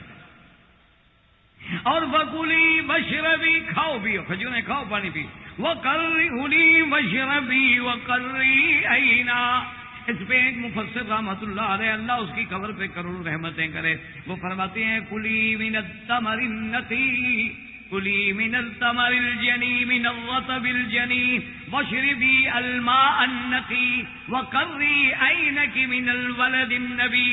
کہ اللہ پاک نے فرمایا کہ بی بی تر و تازہ کھجوریں کھاؤ، پاک پانی پیو، اور نبی بیٹے کو دیکھ کے اپنی آنکھیں ٹھنڈی کرو، ہم نے تمہیں بیٹا بھی تو وہ دیا ہے. اور اگر قوم آ جائے اعتراض کرے، وہ بھی اللہ سکھا رہے ہیں. اب عورت کی عظمت دیکھو، انی نذرت للرحمن صوما فلن اکلم اليوم انسیا. اور اگر بی بی مریم کوئی آ جائے تو اشارہ کرو کہ میں روزے سے ہوں. مفسرین نے لکھا ان کے زمانے میں چپ کرنا بھی روزہ ہوتا تھا، روزہ رکھتے تھے کہ آج ہم 12 گھنٹے چپ رہیں گے، تو یہ ان کی عبادت میں باقاعدہ ایک روزہ تھا. تو کہہ دینا کہ میں روزے سے ہوں، میں تو روزے سے میں نہیں بات کر سکتی، میں روزے سے اشارہ کر دو، پھر باقی جواب جو ہے وہ ہم دیں گے. اور اس کے بعد جب اس کی قوم آئی اور بی بی پہ تہمت لگی اور بی بی پہ اعتراض کرنے لگے، تو دیکھیں کہ پھر جواب خداوند قدوس نے کیسے دیا. زندگی باقی تو بات باقی انشاءاللہ. وما علینا الا البلاغ، وآخر دعوانا ان الحمدللہ رب العالمین. اسلام واجب الاحترام بزرگوں، دوستوں، بھائیوں، عزیز نوجوانوں، الحمدللہ سلسلہ درس اسلام میں عورت کا مقام کے ضمن میں نے عرض کیا تھا کہ سب سے عظیم کتاب کتب سماویہ میں جتنی اللہ نے کتابیں اتاری ہیں، سب سے افضل کتاب اللہ کا قرآن، سب سے افضل کتاب، سب سے اکمل کتاب، سب سے جامع کتاب، جس کی حفاظت کی اللہ نے خود ذمہ داری اٹھائی ہے، اور ایسی کتاب کے جس کے احکام قیامت تک ہیں، جو ہر دور میں ہر زمانے میں جس کا دستور جو ہے واجب العمل، قابل عمل، قابل نفاذ، قابل تنفیذ. اسی ضمن میں نے عرض کیا تھا کہ اسی سے آپ اندازہ لگائیں کہ اتنی عظیم کتاب میں اللہ نے عورت کا ذکر فرمایا ہو.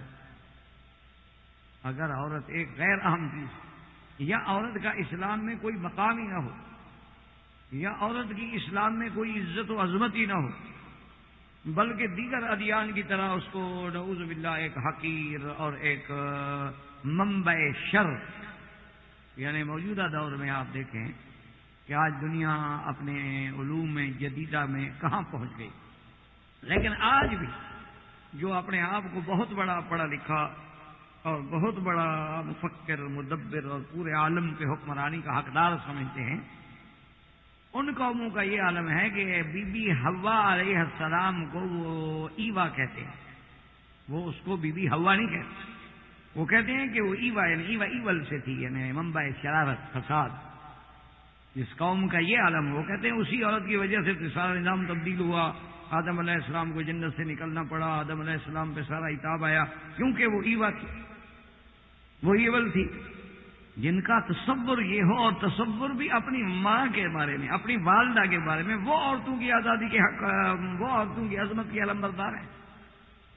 لیکن اسلام نے عورت کو ایک ایسی عظمت بخشی کہ اس کا ذکر اللہ کے قرآن میں ہے، فرامین نبی صلی اللہ علیہ وسلم میں ہے، اس کا ذکر جو ہے واقعات انبیاء میں ہے۔ اور میں نے عرض کیا تھا کہ اتنی بڑی عظمت ہوگی کہ اللہ نے قرآن کی ایک سورت جو ہے وہ عورت کے نام پہ رکھ دی، سورت مریم۔ ایک ہوتا ہے میرے عزیز ضد، وہ ہمارے ہاں ایک مثل مشہور ہے کہ ایک آدمی نے کہا کہ میں لاہور گیا اور تمام لاہوریوں کو جھوٹا کر کے آ گیا۔ لوگ بڑے حیران ہوئے کہ یار ایک آدمی لاہور میں آ کر لاکھوں لوگ رہتے ہوں گے، تو یہ سب کو کیسے جھوٹا کر کے آ گیا؟ انہوں نے کہا یار کیسے لاہوریوں کو جھوٹا کر؟ انہوں نے کہا وہ جو کہتے تھے میں نہیں مانتا، بس جھوٹے ہو۔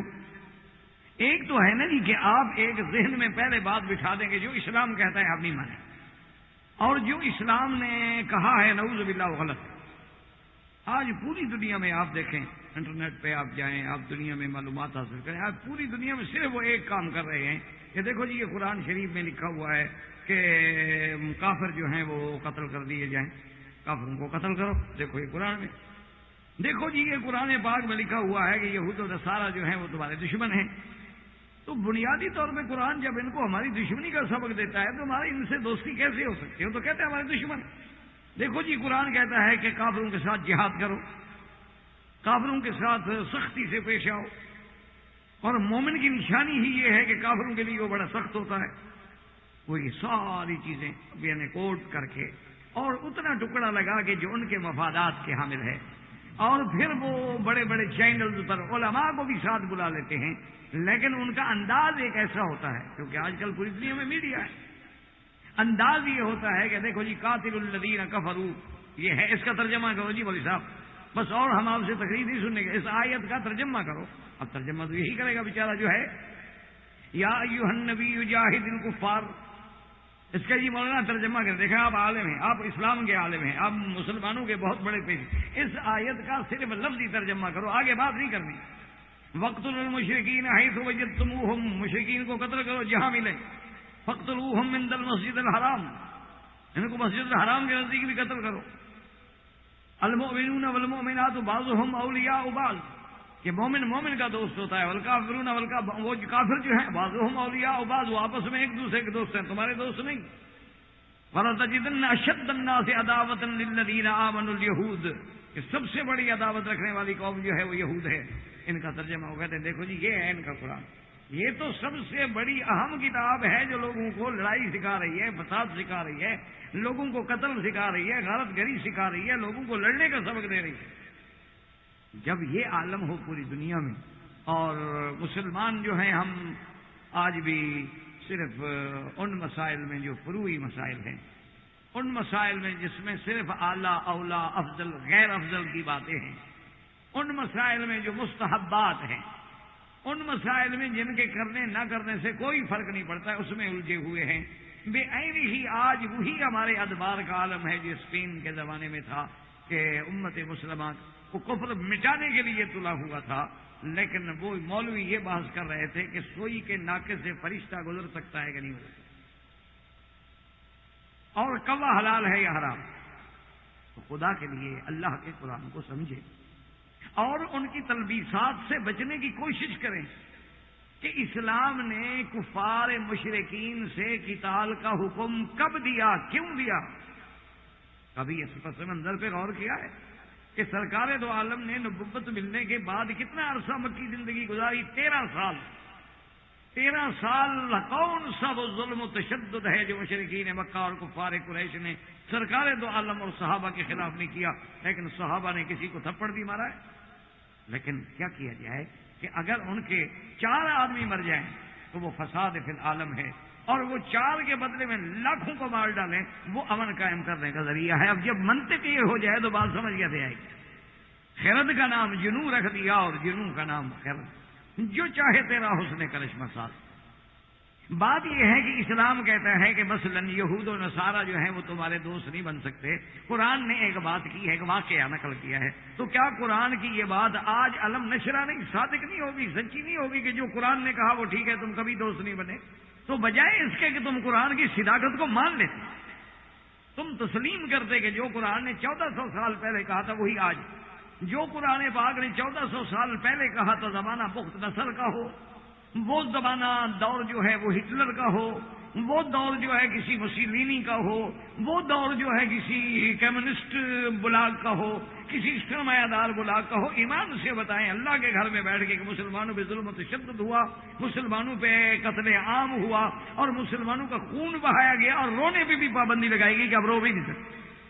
اگر آپ روئیں گے اس کا مطلب ہے آپ شرارت کر رہے ہیں. بے عین ہی جن لوگوں نے بی بی حوا کو ایوا کہا، جن لوگوں نے عورت کو بازار کی جنس بنا دیا، جن لوگوں نے نعوذ باللہ عورت کو اس کے بالغ ہونے سے پہلے حاملہ کر دیا، وہ لوگ کہیں کہ ہم عورت کی عزت و آزادی کے علمبردار ہیں اور اسلام نے عورت کو عزت نہیں دی ہے، تو اس کا ہمارے پاس کوئی حل نہیں، نت کا سر بغیر ہے اسے کیا کہ.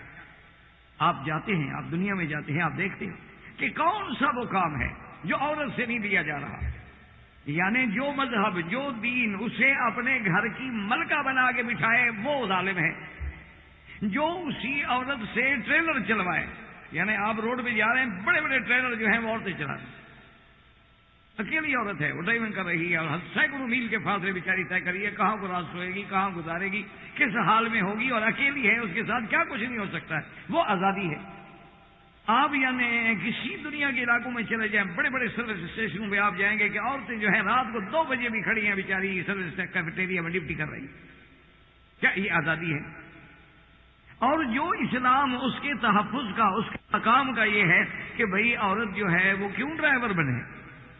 کہتے ہیں دیکھو جی گاڑی نہیں چلانے دیتے، عورت کو آزادی میں دخل ہے. جب سوچ الٹ ہو جائے، اسلام یہ کہتا ہے کہ بھئی اگر ایک عورت گاڑی چلا رہی ہے، خدا نہ کرے ایکسیڈنٹ ہو گیا، کیا ہوگا؟ اس کو کون نکالے گا؟ خیر مند. وہ اندر اس حال میں پڑی ہے کہ اس کے کپڑے پھٹ چکے ہیں، تو اس کو نکالنے والے، دیکھنے والی آزادی ہے. اچھا یوں سوچیں کہ کیا آپ کے بڑے سے بڑے آدمی جو ہوتے ہیں وہ ڈرائیور کے بجائے، وہ تو ڈرائیور کے برابر سیٹ پہ نہیں بیٹھتے، پیچھے بیٹھتے ہیں کہ توہین ہے، پروٹوکول کے خلاف ہے.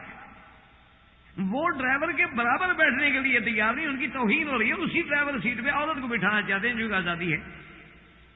خدا کے لیے ذرا انصاف سے، عدل سے، اس لیے نہیں کہ آپ ایک مسلمان ہیں، اللہ کا شکر ہے کہ ہم مسلمان ہیں، لیکن نظر انصاف سے دیکھیں کہ اللہ نے عورت کو کیا مقام دیا ہے، دین اسلام نے عورت کو کیا مقام دیا ہے، اور محمد رسول اللہ نے عورت کو کیا مقام دیا ہے، اور رب محمد مصطفیٰ نے عورت کو کیا مقام دیا ہے. کہ اللہ نے پورے قرآن میں سورت مریم، یعنی جیسے سورت محمد، سورت الانبیاء، اسی طرح سورت مریم.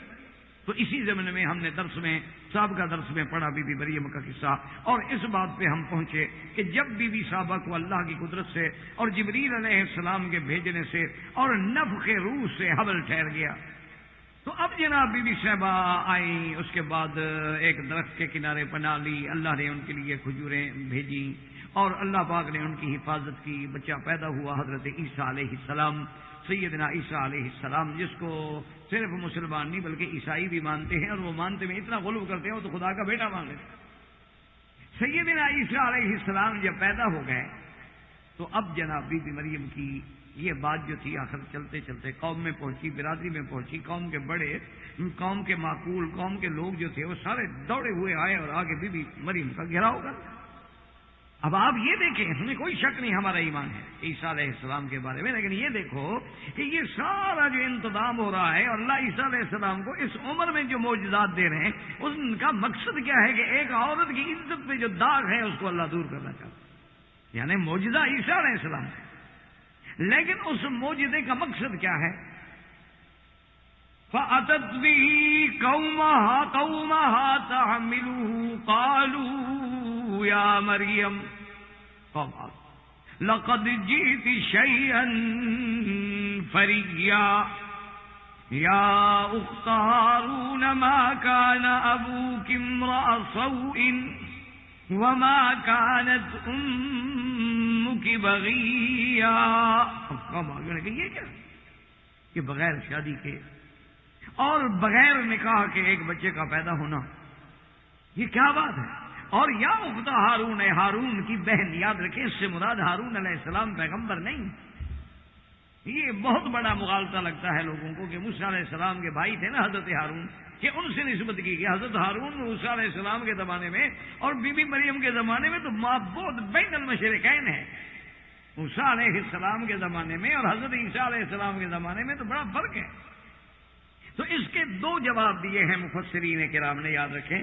بعض مفسرین فرماتے ہیں کہ ہارون سے مراد اس وقت یعنی ان کی قوم میں کوئی شخص تھے جن کا نام ہارون تھا، اور وہ بڑے عابد صالح اور بڑے اللہ والے بندے تھے، اس لیے انہوں نے کہا کہ تم تو ایک ہارون کی بہن ہو کر یہ کیسے بچہ لے آئے۔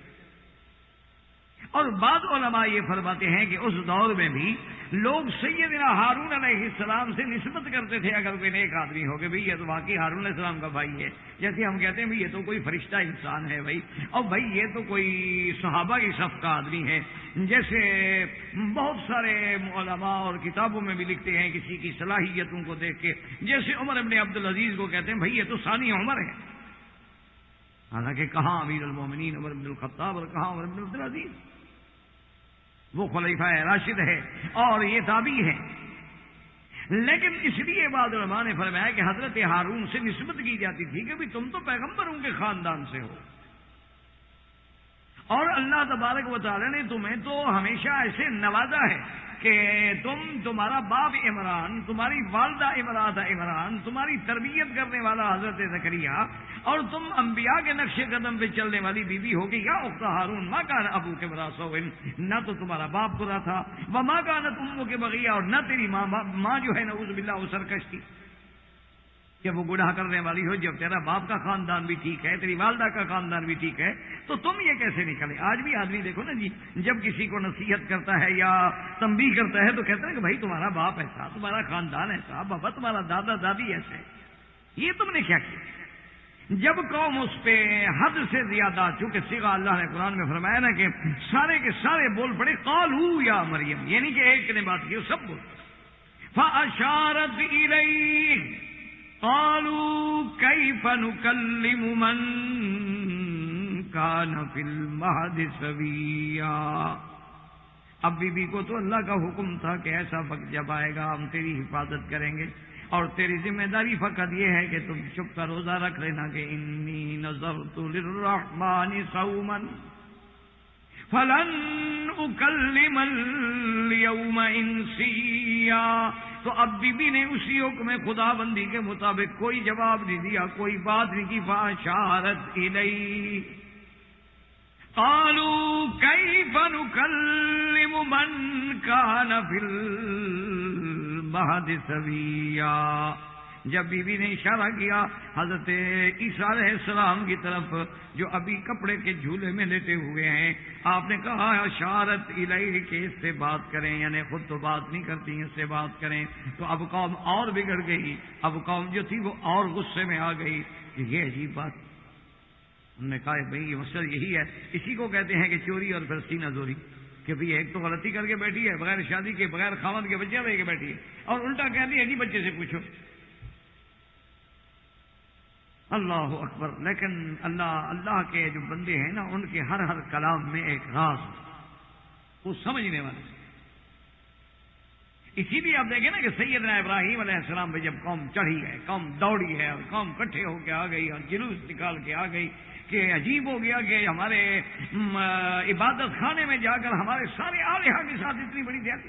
اَأَنْتَ فَعَلْتَ هَذَا بِآلِهَتِنَا یا ابراہیم، کیا تم نے یہ کیا ہمارے خداؤں کے ساتھ؟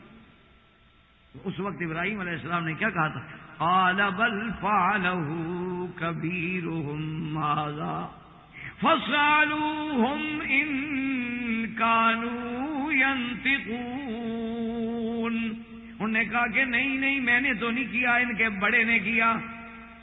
اچھا، بعض ہمارے مولویوں کو بھی غلطی لگی، اللہ ہدایت دے، ہم سب سے غلطیاں ہوتی ہیں، انسان ہیں، مولوی بھی انسان ہوتے، وہ بھی ان سے بھی سینکڑوں غلطیاں ہوتی۔ انہوں نے کہا کہ حضرت ابراہیم علیہ السلام نے یہ بات غلط نہیں کی، بلکہ انہوں نے کیا کہا، بل فعلہ کبیرہم ھذا، کہ یہ کام بڑے نے کیا ہے، میں بڑا تو ہوں تمہارے بتوں سے، بت تو اتنے سے، میں تو بڑا ہوں۔ انہوں نے کہا حضرت ابراہیم، اچھا لوگ تو واہ واہ کر رہے تھے، لیکن ہے بالکل غلط بات۔ اصل مصیبت یہ ہے کہ لوگ غلط بات پہ بڑی واہ واہ کرتے ہیں، سچی بات پہ واہ واہ نہیں کرتے، عادت ہو گئی ہے، ایک ذہن بن گیا ہے نا لوگوں کا۔ ان کو جتنی جھوٹی حدیثیں سناؤ، جھوٹی روایات، جھوٹے قصے، من گڑت کہانیاں جناب پھر بڑا جوش کرتے ہیں۔ دیکھا نہیں آپ نے، بڑا مشہور کر دیا ہے قوم نے کہ جی ایک دن حضرت آقا انعامدار صلی اللہ علیہ وسلم نے حضرت بلال کو منع کر دیا کہ آج تم اذان نہیں دینا۔ وہ جی کیوں نہیں دینا؟ انہوں نے کہا جی حضرت بلال جو تھے نا وہ بیچارے شین نہیں کہہ سکتے تھے، وہ کہتے تھے اشہد اللہ الہ الا اللہ۔ تو حضور نے فرمایا کیونکہ تلفظ صحیح نہیں ہوتا تو لہذا تم جب تک اپنے تلفظ کو ٹھیک نہ کرو اذان نہ دو۔ کہتے ہیں جی اب رات کو حضور سو رہے ہیں اور اس کے بعد تہجد پڑھی، پھر لیٹ گئے، پھر نماز پڑھی، پھر لیٹ گئے، اب کروٹیں بدل رہے ہیں، سورج صبح ہوتی نہیں۔ آخر حضور پاک نے دعا کی کہ اتنا دیر ہو گئی ہے تو ہو نہیں سکتا کہ 2 راتوں کے بجائے رات ایک جو ہے وہ اتنی لمبی ہوتی جا رہی ہے، صبح نہیں ہو رہی ہے۔ تو اللہ کا حکم آیا کہ جب تک بلال اذان نہیں دے گا ہم تو صبح ہی نکلنے دیں گے۔ تو لوگ بڑا جناب سر پہ پکتے ہیں، واہ واہ کے ڈونگرے برستے ہیں، بالکل جھوٹ ہے الف سے لے کر یہ تک، بالکل گھڑی ہوئی کہانی۔ اچھا حضرت بلال پہ الزام کیا ہے جی کہ ان کو شین نہیں آتا، وہ کہتے ہیں الصحد، وہ تھے کہاں کے حبشہ، جن کے ملک میں شین ہے اس کو شین نہیں آتا تھا۔ یعنی اسلامی نہیں سوچا بھی کم از کم جھوٹ بولنے کے کچھ سینگ تو ہوں، آگے پیچھے کو پاؤں تو بھئی اس کے تو ملک کے اندر شین کا تلفظ موجود ہے، وہ تو حبشہ کا رہنے والا آدمی حبشی ہے، تو وہ کیسے شین نہیں بولتا؟ اچھا یہاں آپ کسی حبشے والے کو بلا دیں پوچھ سے دیکھیں گا شین ادا نہیں کر سکتا۔ اسی طرح ابراہیم علیہ السلام کا انہوں نے کہا کہ جی ابراہیم نے بھی اشارہ کیا کہ اس نے نہیں مارا، بل فعلہ کبیرہم ھذا، لیکن یہ نہ سوچا کہ وہ کہتے ہیں فاسألوہم ان کانوا ینطقون۔ اللہ کے پیغمبر نے کہا ان سے جا کے پوچھو اگر وہ بولتے ہیں، اگر خود کہا تو خود تو بولنے والے، یہ کیا منع ہوا؟ سارے قرآن کی آیت کو بدل ڈالو صرف اس لیے کہ ایک نئی بات ہے۔ آج کل ایک یہ بھی رواج ہے، آج کل بڑا یہ بھی رواج ہوتا ہے کہ بھئی جو مفسرین نے لکھا ہے نا ان کے علاوہ کوئی نئی بات ہے، یعنی جتنی روایات شاذہ ہیں جن کو مفسرین نے چھوڑ دیا ہے نا ان کو بیان کرو۔ لوگ کہیں گے سبحان اللہ، واقعی جناب یہ بڑا مفسر قرآن ہے، یہ بات تو ہم نے آج تک جتنی تفسیریں پڑھی ہیں نا کسی تفسیر والے نے لکھی نہیں، وہ قابل ہوتی تو لکھتے، صحیح ہوتی تو نقل کرتے، کیوں لکھتے ہو؟ لیکن وہ نہیں سنیں گے تو واہ واہ کر اٹھیں گے۔ اصل بات یہ نہیں ہے، اصل بات یہ ہے کہ ابراہیم علیہ السلام نے بھی قوم کے ضمیر کو جھنجھوڑنا تھا اور قوم کو ان کا جھوٹ سمجھانا تھا اور قوم کو الہ حق اور الہ باطل کا مشاہدہ کرانا تھا۔ کہو جن کو تم آلیہ سمجھتے ہو، جن سے تم نفع نقصان کی درخواستیں دیتے ہو، جن کے قدموں میں جا کے بلیدان کرتے ہو اور جن کے چرنوں میں جا کے انسانوں کو ذبح کرتے ہو اور جن کی تم منتیں مانتے ہو، ان سے یہ تو پوچھ لو کہ کس نے مارا ہے، وہ تمہیں اپنے قاتل کا نام بھی نہیں بتا سکتے۔ فاسألوہم، پوچھو جا کے ان سے۔ بل فعلہ کبیرہم ھذا، یہ کام جو ہے نا وہ تمہارے خدا ہے نا، کوئی چھوٹا ہے، کوئی درمیانہ ہے، کوئی بڑا ہے، کوئی کھڑا ہے، کوئی پڑا ہے، وہ جو اصل بڑا ہے نا اس کو غصہ آ گیا کہ یہ روزانہ جو تم جا کے وہاں مٹھائیاں چڑھاتے ہو، چڑھاوے چڑھاتے ہو، وہاں جا کے چینی اور تپاشے تقسیم کرتے ہو، وہ سارے کھا جاتے ہیں، چھوٹے بڑا رہ جاتا ہے، اس کو آج غصہ آ گیا، اس نے مار دیا۔ کہنے لگے بات تو تھی بھائی، اصل تو ہمیں ان سے پوچھنا چاہیے جب ہمارے پاس زخمی موجود ہے، جب ہمارے پاس جو ہے نا، دیکھو نا جی سب سے بڑی شہادت اس کی ہوتی ہے جس کو چوٹ لگے، سب سے بڑا گواہ وہ ہوتا ہے، اس جیسی شہادت دنیا میں کوئی نہیں۔ یعنی آدمی مرتے ہوئے اگر نزا کا بیان دے دے نا کہ میرا فلاں قاتل ہے، اس کو دنیا کی کوئی کورٹ بھی چیلنج کر سکتی کہ بھائی مرنے کے بعد کیوں جھوٹ بولے گا یار؟ ایک آدمی مر رہا تھا، موت سامنے تھی، کیوں جھوٹ بولتا؟ اسی لیے فوراً پولیس مجسٹریٹ کو لے کے نزا کا بیان قلم بند کرتی ہے کہ فوراً اس کا بیان لے لو تاکہ کس سے ختم ہو جائے مقدمے کا، اور پھر تفتیش کی ضرورت ہی نہیں ہوتی ہے۔ تو اس لیے انہوں نے کہا بھی ان سے پوچھو نا، وہ جو خدا تمہارے آج ٹوٹے ہوئے پڑے ہیں، کسی کا ہاتھ نہیں، کسی کی ٹانگ نہیں، کسی کی گردن کٹی ہوئی آتی، ان سے پوچھو، وہ نہیں بتاتے تمہیں۔ کہنے لگے بات تو ابراہیم علیہ السلام نے بڑی معقول کی ہے، ہمیں ان سے پوچھنا چاہیے، پہلے ہم اپنے زخمیوں کے پاس سے جائیں۔ جب وہ کہتے ان کے کچھ بڑے بڑے کھڑے تھے، انہوں نے کہا بے وقوفو کہاں جا رہے ہیں؟ انہوں نے کہا جی ان سے پوچھتے۔ انہوں نے کہا پاگلو، وہ بولتے ہیں کہ پوچھتے ہیں؟ وہ کوئی بولتے ہیں، وہ پتھر کے بنے ہم سے بنائے ہم نے، وہ کہاں بولتے ہیں؟ وہ تو ہمارے اپنے بنائے ہوئے خدا ہے نا۔ وہ ہمارے ایک بزرگ تھے، تو ایک آدمی نے فرضی طور پہ سید بن گیا، بہت سارے لوگ ہوتے ہیں نا سید لکھنا شروع کر دیتے ہیں، اور یہ تو کوئی مسئلہ ہے نہیں، سال ڈیڑھ سال میں آدمی پکا سید بن جاتا ہے۔ اچھا، جس کو کچھ نہ آتا ہو پیر طریقت لکھنا شروع کر دے، 2-3 سال میں پکا پیر ہو جاتا۔ اچھا، جس کو کوئی خطیب وغیرہ خطابت نہ آتی ہو، اپنے آپ کو خطیب العصر لکھوانا شروع کر دے تو خطیب العصر بن جاتا ہے۔ جو بالکل پڑھا ہی نہ ہو، مفت ہو، وہ مفتی بن جاتا ہے۔ بڑا آسان کام ہے نا، اس میں کچھ بھی نہیں لگتا ہے۔ تو اس لیے جناب اب سوچنے لگے کہ بات تو ٹھیک ہے، لیکن یہ تو بدبخت بولتے ہی نہیں ہے نا، ان سے کیا پوچھیں گے؟ انہوں نے کہا اچھا ابراہیم علیہ السلام پھر ہمارے ساتھ اور زیادتی کر رہے ہو، ایک تو ہمارے عبادت خانے میں گھس گئے، ہمارے خداؤں کو توڑ پھوڑ ڈالا، اب الٹا کہتے ہو پوچھو، وہ کو بولتے ہیں کہ ہم ان سے پوچھیں؟ تو اب بات کھل گئی نا، تو اب غصے میں جلال میں آئے پیغمبر اللہ کی توحید، اف لکم ولما تعبدون من دون اللہ۔ اب پیغمبر آیا اپنے مقام جلال پہ، اب اللہ کی توحید کے لیے آئے، غضب میں آئے، کہا پھر حیف ہے تم پر بھی اور جن کو تم نے خدا بنا رکھا ہے، کہ افلا تعقلون، عقل کے اندھے ہو گئے اور جو بول نہیں سکتے وہ خدا بن سکتے؟ تو اسی طرح یاد رکھیں گے بی بی مریم نے بھی اس قصے کو یعنی حل کرنے کے لیے فاشارت الیہ، لیکن ایک بات سمجھائیں کہ بی بی مریم نے جو اشارہ کیا بچے کی طرف، یہ کیوں؟ اللہ نے تو کہا تھا چپ کرو، یہ تو اللہ نے کہہ دیا کہ بھئی تم نے روزہ رکھنا ہے، چپ کا بولنا نہیں، لیکن یہ تو نہیں کہا تھا کہ بھئی بچے کی طرف اشارہ کرنا ہے۔ تو بی بی صاحبہ نے آخر ادھر جو اشارہ کیا یہ کیسے سوچا؟ یہ تو ٹھیک ہے کہ اس نے بات نہیں کی، لیکن بی بی مریم کا اس بچے کی طرف اشارہ کرنے کی وجہ کیا تھی کہ بچہ آخر کیا کرے گا؟ فاشارت الیہ، علماء نے لکھا وجہ یہ ہے کہ بی بی صاحبہ کو اللہ نے اتنا فہم تو دیا تھا کہ بغیر کسی شوہر کے، بغیر کسی خاوند کے جبریل بھیج کے جس کو پیدا کیا جا رہا ہے تو پھر یہی میری صفائی کا ذریعہ بنے گا۔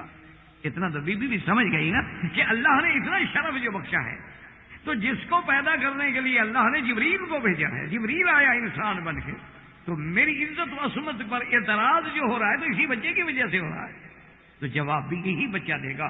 تو اب ساری قوم بول پڑی، قالوا کیف نکلم من کان فی المہد صبیا، کہنے لگے بی بی مریم وہ کیسے بات کرے گا جو ابھی جھولے میں ہے، جو ابھی مدت صبا میں ہے، کیونکہ بچے پہ ادوار گزرتے ہیں۔ عرب کی زبان کی بڑی وسعت ہے کہ بچہ پیٹ میں ہے تو جنین کہلاتا ہے، اور جب پیدا ہوتا ہے تو رضیع کہلاتا ہے، صبی کہلاتا ہے، اسی طرح پھر ولد کہلاتا ہے، ولد کے بعد مراہق کہلاتا ہے، پھر شاب کہلاتا ہے، اس کے بعد شیب کہلاتا ہے، اور پھر حرم کا زمانہ آتا ہے۔ تو یہ سارے ادوار ہیں، کیونکہ لغت عربی ایسی وسیع لغت ہے کہ ہر مقام کے لیے نہیں آنا۔ ایک ہماری بھی تو لغت ہے نا کہ 18 ایئر اولڈ بوائے، 4 سال کا بچہ ہو تو 4 ایئر اولڈ، یہ پتہ نہیں اولڈ از گولڈ کچھ سے لیتے ہیں، ویسے اپنے ماں باپ کو تو گولڈ کبھی نہیں سمجھے انہوں نے، ان کو تو پھینک آتے ہیں وہاں میٹرنٹی، اپنے اس کے جو بنائے ہوئے نا انہوں نے مینٹیننس کے لیے، ان کے سنبھالنے کے لیے ہوم بنائے ہوئے ہوتے ہیں، وہاں جا کے بیچارے پھینک آتے ہیں۔ بہرحال یہ اب مجھے آپ بتائیں کہ 4 سال کے بچے کو یہ کہا جائے 4 سال کا بوڑھا ہے، یہ بھی تو دنیا کی زبان ہے بنا، یعنی آپ خود فیصلہ کریں، پڑھے لکھے لوگ ہیں، آپ نے تیسری زبان میں ماشاءاللہ ڈگریاں لی ہیں، تو آخر اس زبان کا یہ اس محاورے کی مجھے پس منظر سمجھا دو نا، میں تمہاری بیعت کر دوں۔ چلو میں تو پرائمری بھی نہیں پڑھی نا، آپ تو ماشاءاللہ ڈگریاں کر کے بیٹھے ہیں، میں تو پرائمری اسکول میں بھی کبھی نہیں پڑھی، ہم تو ابتدا سے پیدا ہوئے ملا مولوی کے گھرانے میں، مسجدوں میں، مدرسوں میں پڑھے وہاں سے پڑھتے رہے، جو تمہارے نزدیک بالکل سب سے بڑے معطوب جگہ ہیں اور سب سے بڑے شرارت کے گڑھ ہیں، جہاں قرآن پڑھا، کیوں؟ قرآن جو کہتا ہے کافر دشمن ہے، تو جہاں وہ پڑھایا جاتا ہے تو دشمن کی جگہ ہوئی نہیں، ذہن یہ بنا دیا گیا ہے نا، دماغوں میں یہ بٹھا دیا۔ اسی لیے جب اب نئے لوگوں کو یہ بات کھلتی ہے، سمجھ آتی ہے، فوراً کلمہ پڑھ لیتے ہیں، اسلام لے آتے ہیں، کہتے ہیں اچھا اسلام کو اتنا غلط رنگ میں پیش کیا جا رہا ہے، جو اسلام فساد مٹانے کے لیے آیا ہے، جس قرآن کا یہ دعویٰ ہے کہ ان اللہ لا یحب المفسدین ولا تفسدوا فی الارض، جس قرآن کا یہ دعوت ہے کہ من قتل الناس فکأنما قتل من قتل ایک نفسا فکأنما قتل الناس جميعا، کہ جس نے ایک انسان کو قتل کیا اسے پوری انسانیت کا قتل کر دیا۔ جب ان کے سامنے راز کھلتا ہے کہ ہمیں یہ کہتے ہیں یہ مفسد ہیں، ہمیں یہ کہتے ہیں فسادی ہیں، ہمیں یہ کہتے ہیں یہ بنیادی ہیں، ہمیں یہ کہتے ہیں یہ فتنہ و فساد وہ تو فرعون بھی کہتا تھا کہ موسیٰ علیہ السلام جب اللہ کے دین کی دعوت دینے گئے تو اس نے بھی اپنے وزیروں سے اور کابینہ سے کہا تھا کہ مجھے تو خطرہ ہے کہ موسیٰ علیہ السلام تمہارے دین میں فساد پیدا نہ کر دیں. تو آپ ایمان سے کہیں جن کا 70,000 بچہ مار دیا جائے وہ فساد کرے گا؟ عجیب بات. اسی لیے اب آپ دیکھیں اور یہ پردہ کھلے گا، حقیقت چمکے گی. آپ بادل پر آپ کتنے دن بادل کو سامنے رکھیں گے سورج کے؟ کتنے دن تک مصنوعی بادل چڑھائیں گے آپ، مصنوعی بارشیں برسائیں گے آپ؟ ایک نہ ایک دن تو یہ بادل چھٹیں گے اور سورج کا نور نکلے گا ہمارے سے. ایک نہ ایک دن تو یہ ساری میڈیا پر جو جھوٹی یورش ہے اسلام کے خلاف وہ ختم ہوگی اور اسلام کا پہلو سامنے آئے گا. اسی لیے آج ٹھنڈے دل سے جو نصرانی ہے، یہودی ہے، عیسائی ہے، مجوسی ہے، ہندو ہے، قرآن لے کے گھر جاتا ہے اور پڑھتا ہے کہ یار یہ ہمیں میڈیا میں تو یہ دکھا رہے ہیں اور قرآن تو یہ کہتا ہے. اتنا بڑا جھوٹ، اس کا مطلب ہے قرآن سچا ہے. اللہ کا شکر ہے کہ یدخلون فی دین اللہ افواجا، اللہ کے دین میں فوجوں کی فوجیں داخل ہو رہی. آپ چلو مکہ میں رہتے ہیں، ایمان سے کہیں آج سے 8 سال پہلے اتنے لوگ عمرہ کرتے تھے؟ آج سے 5 سال پہلے آپ نے اتنے نوجوانوں کو حج پہ دیکھا تھا؟ یہ کیا ہے آخر کہ بھئی اسلام کو تو بدنام کیا جا رہا ہے اور لوگوں کا رجحان بڑھ رہا ہے. وجہ یہ ہے کہ آپ مجھ سے جھوٹ بولتے رہیں، لیکن جس دن حقیقت کھلے گی، جس دن حقیقت کھل جائے گی، واضح ہو جائے گا، تو میں کہوں اچھا مجھے تو بھئی انہوں نے دھوکے میں رکھا ہے نا، بات تو یہ نہیں تھی. تو اسی لیے اب آپ دیکھیں کہ قرآن پاک کی عظمت دیکھیں کہ وہ بی بی بالکل خاموش بیٹھی ہوئی ہے. اب بی بی مریم کی عزت و عصمت کا سوال ہے. تو اللہ نے عیسیٰ علیہ السلام کو معجزہ بخشا کہ بھئی تم اس حال میں بول کے بی بی مریم کی عفت و عزت و حفاظت کا گواہ بنو، صفائی دو گے بی بی پاک. تو فوراً عیسیٰ علیہ السلام بول پڑے کہ قال انی عبداللہ. اور جب انہوں نے کہا کہ کیسے بولے گا تو عیسیٰ علیہ السلام قال انی عبداللہ آتانی الکتاب وجعلنی نبیا. اللہ تبارک و تعالیٰ کے بندو ہوش کرو، میں اللہ کا بندہ ہوں اور اللہ نے مجھے کتاب اور مجھے نبی بنایا. وجعلنی مبارکا، میں تو برکت والا ہوں، میں تو اپنی والدہ کا فرما بردار ہوں. ایمان سے کہیں ایسا بچہ یہی مسئلہ حل کر دیا کہ اگر ان کے والد ہوتے تو یہ کہتا نا کہ میں ماں باپ کا فرما بردار ہوں، میں والدین کا فرما بردار ہوں. اور برم بے والدتی تو نہ کہتے کہ صرف والدہ کا فرما بردار ہوں، کیونکہ باپ تو ہے نہیں، اللہ نے ان کو بغیر باپ کے پیدا کیا. حضرت ابراہیم نے دعا مانگی ربنا اغفر لی ولوالدی، میرے ماں باپ دونوں کو شامل کیا چونکہ ان کے ماں بھی ہے باپ بھی ہے. لیکن عیسیٰ علیہ السلام کہتے ہیں صرف والدتی، وبرم بوالدتی ولم یکن جبارا شقیا. اور اس کے بعد کہا کہ مجھے تو اللہ نے وہ عظمت دی ہے کہ والسلام علی یوم ولدت و یوم اموت و یوم ابعث حیا. اللہ نے فرمایا میرا بندی اب ان کو بتاؤ ذالک عیسی ابن مریم، اے عیسائیو عیسیٰ کا نام لینے والوں یہ ہے عیسیٰ ابن مریم کی تاریخ. وہ نہیں جو تم نے خدا کا بیٹا بنا رکھا ہے، وہ نہیں کہ تم نے خدا بنا رکھا ہے، وہ نہیں کہ تم نے بی بی مریم کو اللہ کی بیوی بنا رکھا ہے. ذالک عیسی ابن مریم، یہ ہے وہ عیسیٰ ابن مریم قول الحق الذی فیہ یمترون. تو اللہ تبارک و تعالیٰ نے ایمان سے کہے کہ اتنا بڑا معجزہ، اتنا بڑا اعجاز کہ سیدنا عیسیٰ علیہ السلام کا بولنا معجزہ ہے، شان ہے. لیکن یہ ساری شان کیوں ملی کہ بی بی مریم کا دامن صاف. تو اللہ نے عورت کی کتنی عزت دی. اور دوسرے مقام مریم ابنت عمران التی احسنت فرجہا، اللہ نے فرمایا وہ مریم عمران کی بیٹی جس نے اپنی شرمگاہ کی حفاظت کی، جس نے گناہ نہیں کیا، جس نے غلطی نہیں کی. فنفخنا، پھر ہم نے جبریل کو بھیج کے اس میں روح پھونکی. اور اس کے بعد کہتے اللہ نے اس کی صفت بیان کی. ایک کیا بیان کی کہ احسنت فرجہا، اور دوسری صفت کیا تھی فصدقت بکلمات ربہا وکتبہ وکانت من القانتین. اللہ نے عورت کی کتنی شان فرمایا کہ وہ بی بی جس نے اپنے بدن کی حفاظت کی اور اس کے بعد جس نے اللہ کے کلمات کی تصدیق کی. حضرت عیسیٰ علیہ السلام کلمت اللہ ہیں، ان کی نبوت و رسالت کی بھی تصدیق کی اور اللہ نے جو کتابیں دی ہیں پیغمبروں کو ان کو بھی تصدیق کی. وقالت من القانتین، اور وہ بی بی تو بڑی میری اطاعت گزاروں میں ہے. اللہ پاک نے اگر عورت کی کوئی مکانہ نہ ہوتی ایمان سے کہیں کہ پھر. اور خدا کی شان یہ بھی دیکھیں کہ اللہ نے موقع نہیں دیا کہ کوئی یہودی کوئی نصرانی اگر حضور صلی اللہ علیہ وسلم کی بیوی خدیجہ کے بارے میں ایسا واقعہ ہوتا وہ کہتے جی قرآن نبی پہ اترا ہے، ہم نے خود بنایا ہوگا۔ اللہ نے فرمایا نا ہم تو تمہارے پیغمبر کے بارے میں بات کر رہے ہیں، وہ جسے تم مانتے ہو، ہم تو اسی عیسیٰ ابن مریم کی بات کر رہے ہیں، ہم تو اس بی بی مریم کی بات کر رہے ہیں جس کو تم بھی مقدس مانتے ہو، ہم نے اس کو یہ عزت دی اور یہ عظمت دی۔ تو اسی طرح اللہ نے جن خواتین کا ذکر قرآن میں کیا ہے، اندازہ کریں اس کا کوئی مقام ہوگا؟ اسی طرح بس اس کی ایک چھوٹی سی مثال سمجھ لیں کہ اگر ایک آدمی ایک فنکشن کرتا ہے، ایک تقریب ہے، اس کے لیے اشتہار دیتا ہے، تو اشتہار میں جن کا نام لکھیں گے وہ کوئی حیثیت والے لوگ ہوں گے تو نام لکھیں گے نا، آپ سامعین کا نام تو کوئی نہیں لکھتا۔ اور پھر ان میں جن کو آپ لکھیں گے کہ یہ ہمارے خاص طور پہ ہمارا جو ہے نا جی مہمان خصوصی ہے، اور یہ ہمارا جس کے زیر صدارت میں ہوگا، اور ان کے زیر